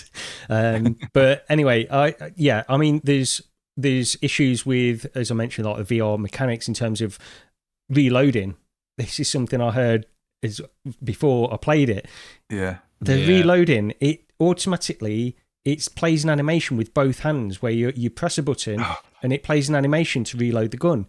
It's weird because XR Games, who developed this, they've made stuff which doesn't do that. They've made Zombieland Headshot Fever. They know. Yeah, why did they just do that? Where you put the gun to the waist, right, and it reloads. Well, even just a simple thing like that would be better than a button press. I think it's got to be either. I mean, the way it's got to be. I don't know if IO Interactive got involved in some way in the development and wanted to do it a very specific way, because it doesn't make any sense to me. The XR Games are a VR games developer. They know VR mechanics. Some of the decisions that have obviously been made in this just don't make any sense, in my opinion. And I mean, it's frustrating because you know that it can be a fun game. It's crippled by the standalone format, I think. It has to be. And I'll go back to what you said, Lee. If it can't be done, don't do it. Because this is worse than. I mean, there's loads of. there's a lot of bad games. That's the thing. But this is among them. I mean, there's been like no promotion from Meta. I didn't even know. Isn't it? Is a Meta exclude like a first party exclusive game? I don't know. First party. Oh, it's not first party, but because they don't own XR or anything. Yeah, it's exclusive. Sorry. Quest 3 one. Yeah, it's just for Quest 3, right? Yeah. But there's some weird design. It's almost as if they didn't know what they were doing design-wise. We play through the tutorial, and you go up to the first door. It goes, press A to open the door, doesn't it? You think, what the hell? So you press A to open the door, and you get a little message saying. Then you get a little message saying you can also push the door to open it. What? Yes. What the hell? This doesn't make any sense. Why is the main sort of tutorial interaction press the button to open the door when you could actually just push the door to open? Well, do you think, because they said this is ground up, built for VR, it really doesn't seem like that. No. Based on everything that they're doing here. It can't be. It's the same with the button presses as well. The buttons you press, those red buttons in the tutorial. It says, hold or press A or whatever it is.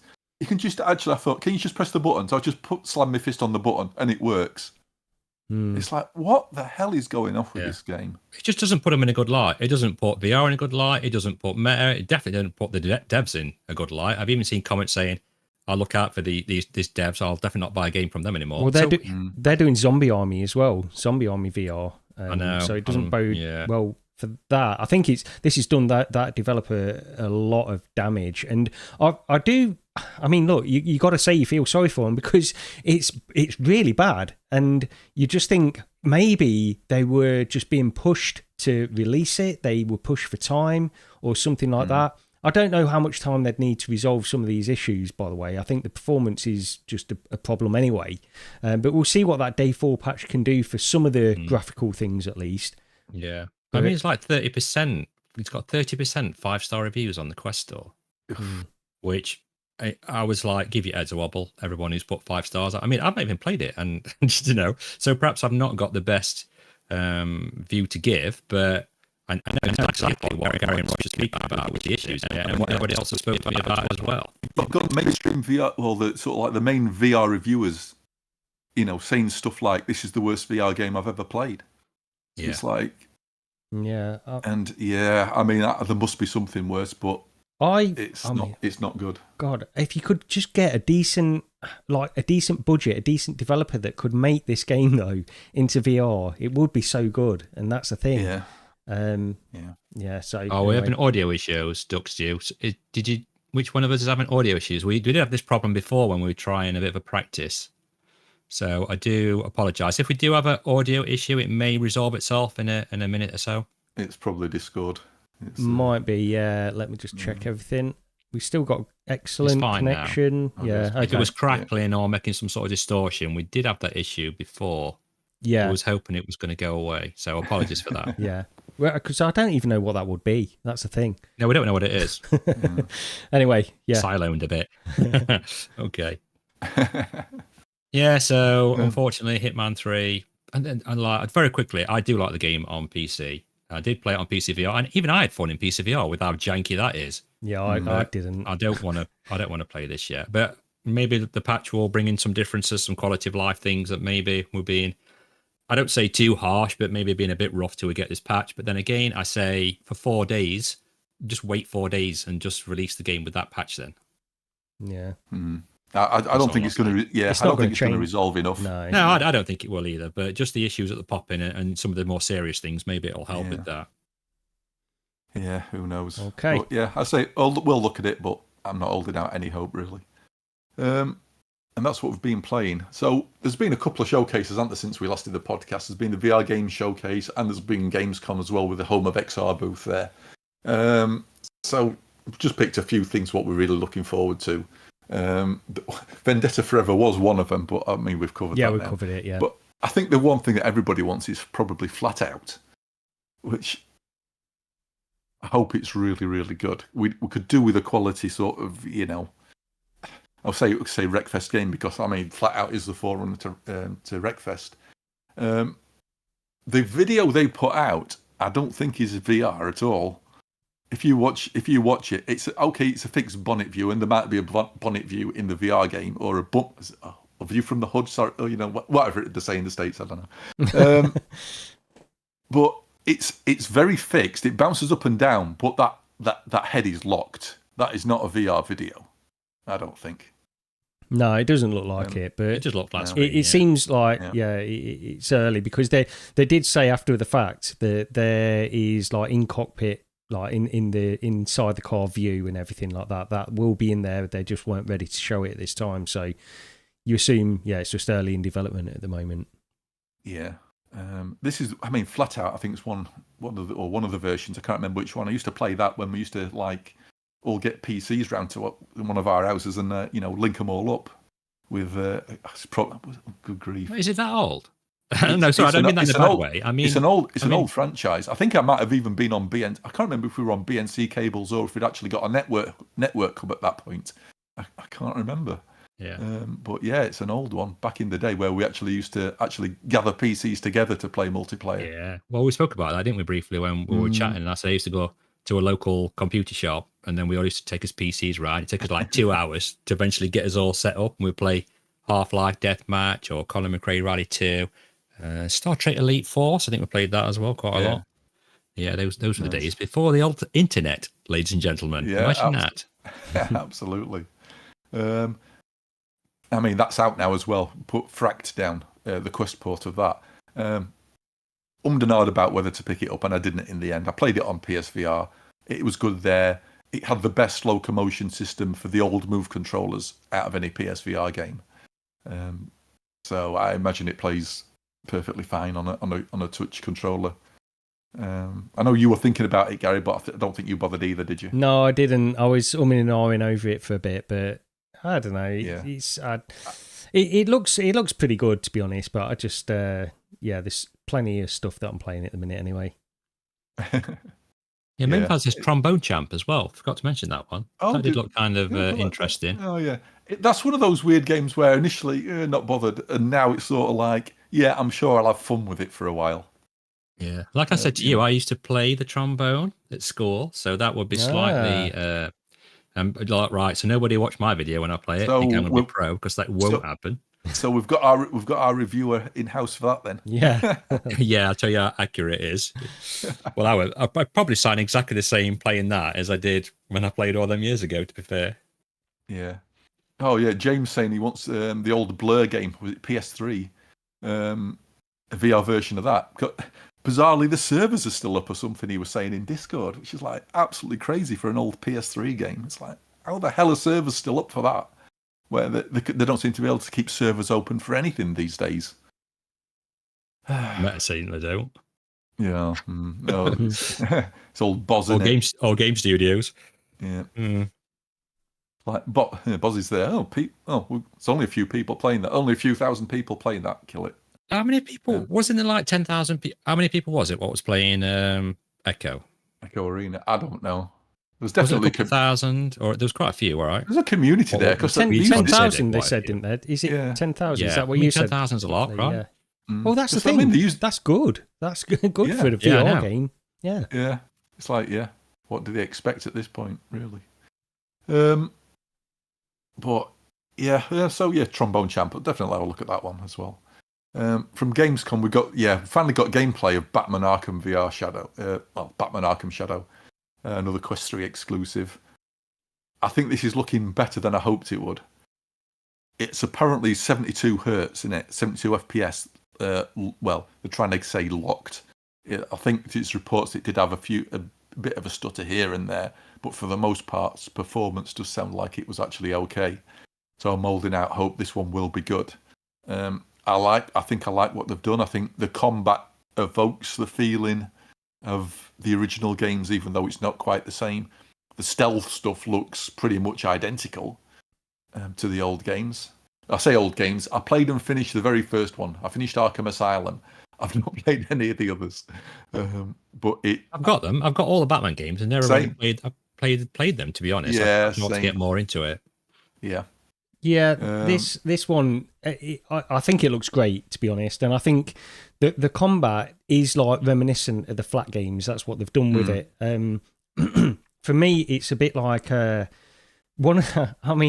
Nathy put out this tweet that said Batman has fantastic rhythm combat, and that I don't think there's a sentence that he could have said. I didn't like how he worded that. At all. Yeah, well, do you know what I mean? Because I said to you, didn't I, Gary? I don't like. What do you mean rhythm? I'm not. It's not like I've got to do certain motions at a certain time to push someone. I hope not. I don't know, because what I'm thinking is because I don't think there's a sentence he could have said that would have put me off the combat more than saying rhythm combat. Exactly. That's the problem. And when I look at this, I think they've made absolutely the right decision. People coming over from the Flat game will want this to be like a VR version of that kind of combat. So I think they've made the right decision. It's just for me, I don't like this element of where you've got combat and you've got no freedom in the combat. You have to punch him here, now punch him here, now punch him here, then you move on to the next guy. It's like a quick time event to me, that is. And that's where I struggle with it. It's like the difference between Creed and Thriller the Fight. I don't think, like, Creed's a great game. It's an arcadey kind of boxing game which uses that mechanic to great effect. And Thriller the Fight gives you more freedom and more ways to improvise and that kind of stuff. And I gravitate more towards Thriller the Fight. So all I'm saying is the combat is just, it doesn't feel like it's for me. However, I will say, like, coming from a Flat game, I think it makes sense, the decision that they've made to do it really like this. So we'll see. You know, it might be fine. All I'm thinking is that the combat, that rhythm comment makes me think, like, you've got it like a quick time event. You've got so long to do the move. If you don't do the move, you get damage and that kind of stuff. And I just like a bit more freedom, a bit more improvisation with the combat. That's the only doubt I've got about this game for me. Yeah, I thought it looked okay from what I saw of the videos. I struggle to find how to do it well without it becoming janky. Because when you get free-form sort of melee combat in VR, it can be, let's face it, it can be bad. On a card, you're saying, asking, is it like Until You Fall, maybe? I don't know if did you ever Possibly. play that? I did, yeah, I played that, yeah. It's again, it's very orchestrated. You can't do a lot if you're going through the motions. That's what I mean. It's like you get a prompt and you're going through the motions. You don't get any freedom in what you have to do. You have to do it in a certain time. If you don't, you get damage. That's my only slight. See, maybe it's not like that because the flat games are not necessarily like that. You do have freedom in who you attack next and that kind of stuff. But yeah, I hope it's just not too rigid in that way. I think the thing is, it's not a combat game all the time, is it? You've got the whole exploration side of it, the collecting stuff, maybe solving puzzles, maybe. I have no idea. And as I say, the stealth stuff looks really good. So it's just one part of it. I think it'll all come. It looks like it'll come together as a cohesive. I mean, we're all looking forward to it, right? 10 to 12 hours. I mean, 10 to 12 hours campaign. Yeah, get me on that. I can do it over. I'll take my time and do it over a week or so. Yeah, but the Nathan comment. As soon as we got that, I'm immediately sent it to you, didn't I, Gary? I went, I don't. What's he saying? I don't like it. Why has he said this? Well, this is the thing. Like you say, Roger, it's one aspect of it, and I'm going to play it anyway. It is, and I'm sure I'll still enjoy it, even if it is like my fears do come true with the combat. I still think I'll enjoy the game anyway. It's not like it's game breaking. See, when I was watching this though, like the trailer that you got up now, I was thinking, do you know what would be great if it was multiplayer, so you could be Batman and Robin? Or, that'd be really cool to play this as a multiplayer. Who'd want to be Robin, though? No one wants to be Robin, do they? Oh, yeah, that's a good point. Well, I'll be Catwoman then. I don't doubt it. Yeah, no doubt. I've seen some of your avatars, dear me. Exactly. I won't have to change much. Oh, God. But no, someone's mentioned in the comments, I'm sorry, I'm not scrolled quite up. They've only played what was the Batman, which is called Batman VR? What was the one we played on PC that's been out quite a few years? Original, and PSVR as well. PSVR, sorry, I enjoyed that one as well. Yeah, that was good for what it was. Yeah, definitely. Yeah. It was like an hour and a half or something. I think I mentioned last time. It left us wanting more, didn't it? And looks like this is going to be the game that's going to give us that. Yeah, I'll say we've been saying that for years. We want this. I think I said before, it's the first game my dad's ever fully completed. He's not a gamer at all, but I put him in it once. And he just went all the way through it. It took him I think it took him about 2 hours. There's probably an hour and a quarter, an hour and a half worth of game, not including the Riddler stuff. But he sat in VR for all that time, for those 2 hours, and went all the way through. Which is it's a weird thing with VR, how it can captivate some people who aren't gamers if you give them something what's good. See, I remember that game also having like some of the best facial animation. I think Alfred, when you're first in the room and he's talking to you about the Bruce, you've had a phone call. Really good. You can pick, really good. Yeah, you can pick keys up for the PC version of that for like £2. Oh yeah, it's like next to nothing. Yeah, I think I paid like £2 for it, but back in the day. Yeah. Main fan said in chat, "I want to be the ambiguously gay dude." I think duo. I think. Have you listened to Have you listened to their podcasts recently? Yes, of course, yeah. Go over and check out the VR gaming podcast if you want to hear Main Fan doing I think it started out because of Final. Yeah, it was Final Space. I think it was something one of the characters in Final Space. Yeah. I love that cartoon, that Final Space, and they cancelled it. I did as well. I thought the first series was excellent. I still need to watch the second one, and it's on Netflix, right? I need to watch that. I reckon he enjoys doing that voice, by the way, a little bit too much. Yeah, I think so. I like it. I think so. There was somebody mentioned, I think it was Duck Stew mentioned, have we talked about the Google and Samsung rumours? I don't know what Google and Samsung rumour is on about. Any idea? Well, they're making a headset. Other than that, yeah. Now I'm not aware of anything yet, or anything concrete that's been said. I just wondered if there was something new that had been mentioned. Or did you have Wall Town Wonders down as well? Because that was a game at Gamescom. Yes, that's really that's next on the list.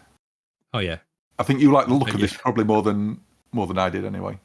Yeah, I do. Yeah, but I mean, I've not really got the wall space because it's just full of like photographs and things like that. Yeah, I think you've definitely maybe one. I don't know where I'd actually do this, but I just thought it looked really clever how it incorporates it into your wall, and there was little characters floating down, like you can see onto the tables. You can pick them up with your hands, and you can actually interact with the objects. It's what like did you think, Gary? I thought it looked really good because the thing that got me, it's not just because I didn't know what it was from the trailer, to be honest, and I had to read about it just to see. It's like a city builder, really, isn't it? But on your wall, and I like that because I like city builders anyway. And if this one does operate, it looks great. To be honest, it really does look quite good. And if you can build up these towns that just perch on your wall and stuff, I think that'd be a fun time. I don't know how much I'd play it, but I'll give it a go certainly and see how much it grabs me. Yeah.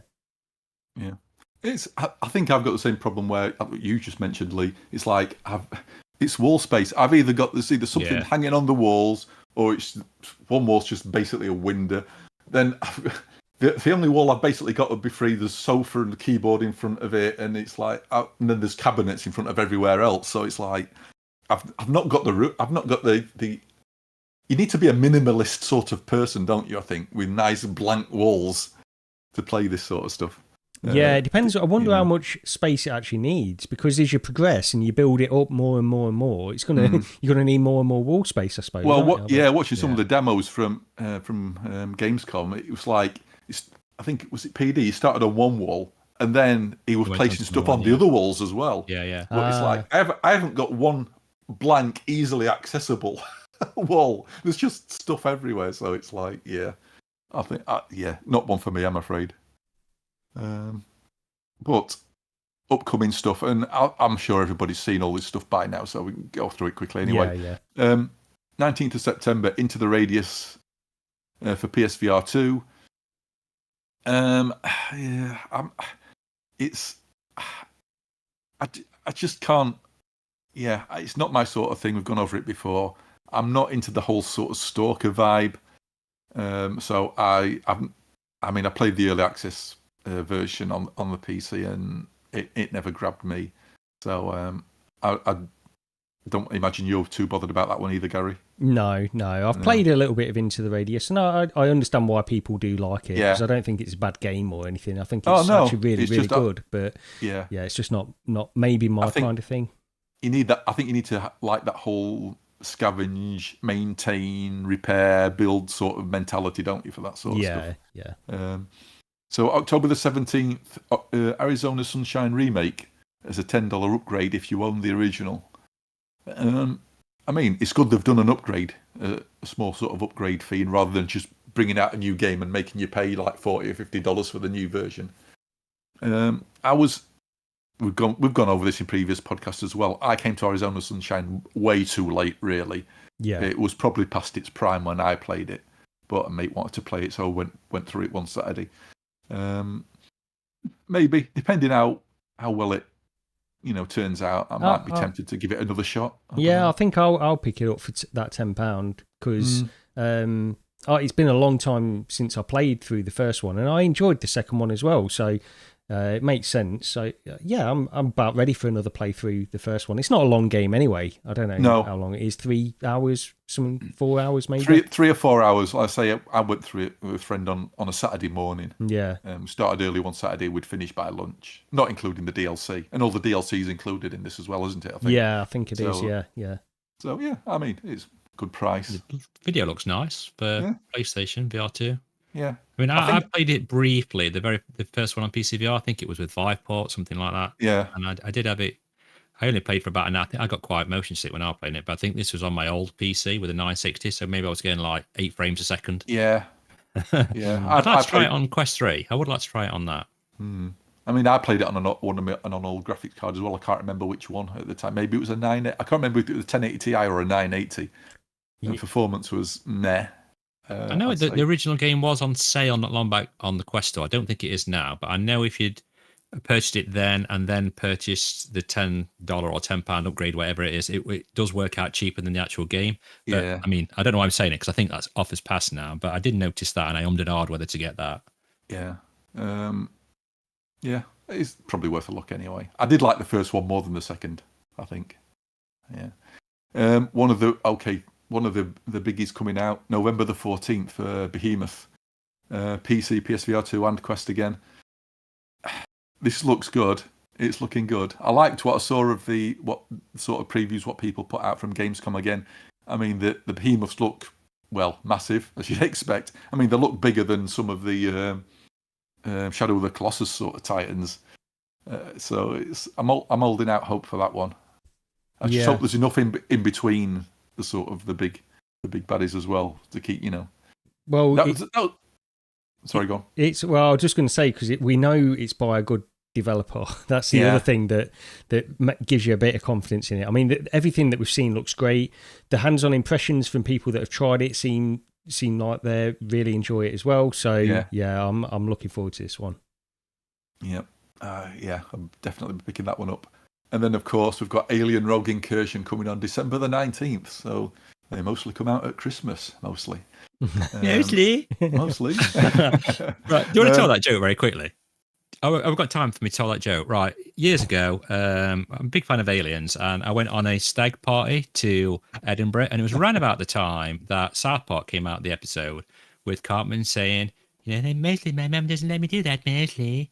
So we basically, me and my friend who was massively big fans of South Park, I'm talking, 20 years ago, more, we just spent the entire weekend saying mostly after everything we said. And so I started telling Roger about that, and I've even been saying it in the comments in our Discord. So that's a little joke there that I've been carrying on for like 20 odd years now. So yeah, get back to the game. that little girl was famous for that, weren't she? I mean, mostly. I've even got a video clip somewhere. I'll try and pop it on Twitter or on our Discord, where there's actual video footage of us trying to get a video of the Angel of the North on the way back from inside our minivan. I mean, I'm talking this when cameras were really, really poor quality. And as we're going past, my mate says, "Oh, there's a van in the way," because a van comes into the way of the Angel of the North. So I say, "Oh, mostly there's a van in the way, mostly." And then we do that quite a few times. So I'll try and get that video, and I'll pop it up on Discord so you can see how sad we were 20 odd years ago. When did South Park first come out? Like 1998, weren't it? Wow. 97, 98, something like that, wasn't it?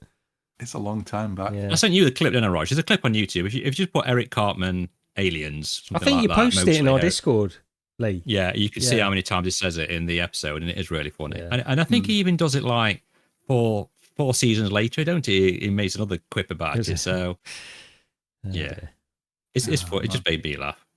Yeah, like a child. Newt is a teacher now, main fan says. Wow.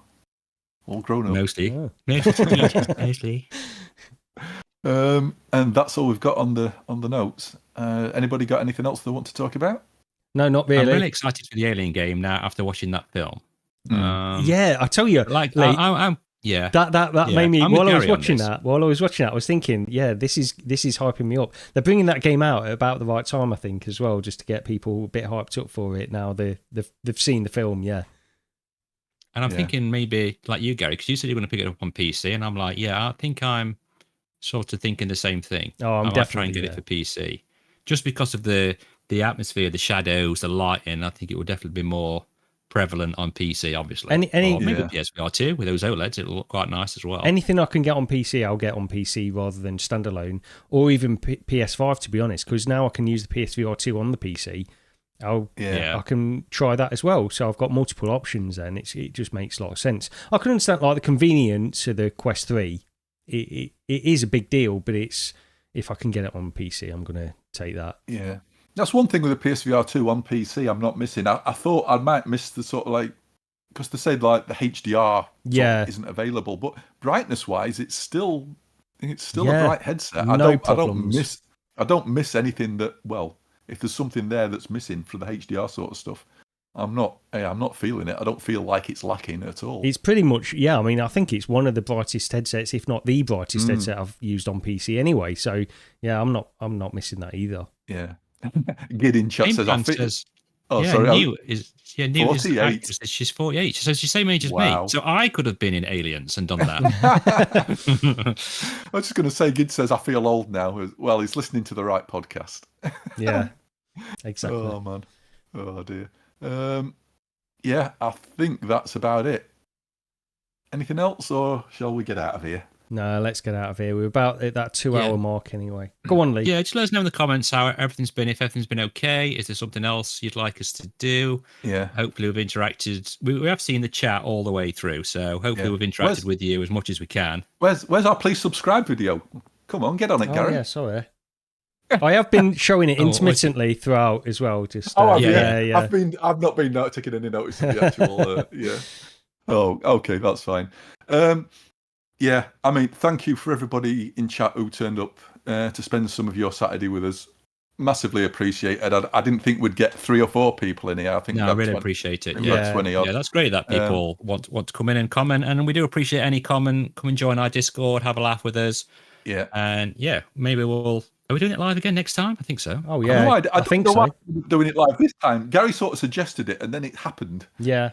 So I don't know. I don't know. It's just there's less hassle with editing and stuff. It's all done, isn't it? You don't need to worry about it. I must admit. And we're bang up. Les in chat said YouTube didn't notify him.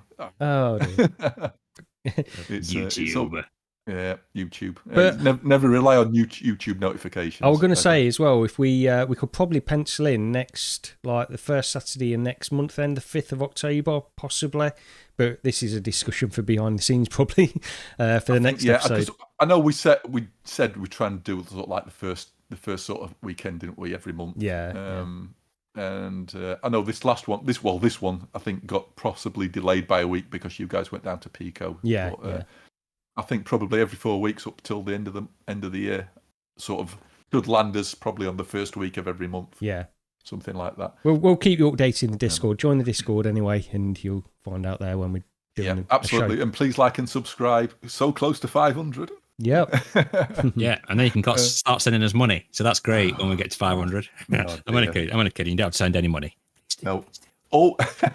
No. Please just like, subscribe. That's absolutely we're enough. not bothered about stuff like that.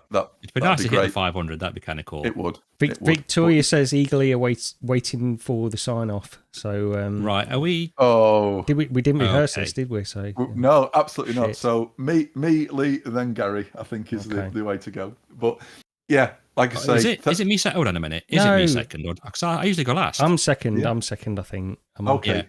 Oh, great. See, we've messed it up already, Victoria. There you go. You've no idea how much gets edited out of some of these. We've done pretty well in this one, I must admit. Oh wow. Okay, I've had to mute the mic a few times with some of the things that Roger said. That's very innuendo based, and I swear I've had to just mute. But yeah. So, thank you very much. Hold on a minute. God. Right, sorry, I started laughing because I knew we were going to mess it up. Right, go on then, start again.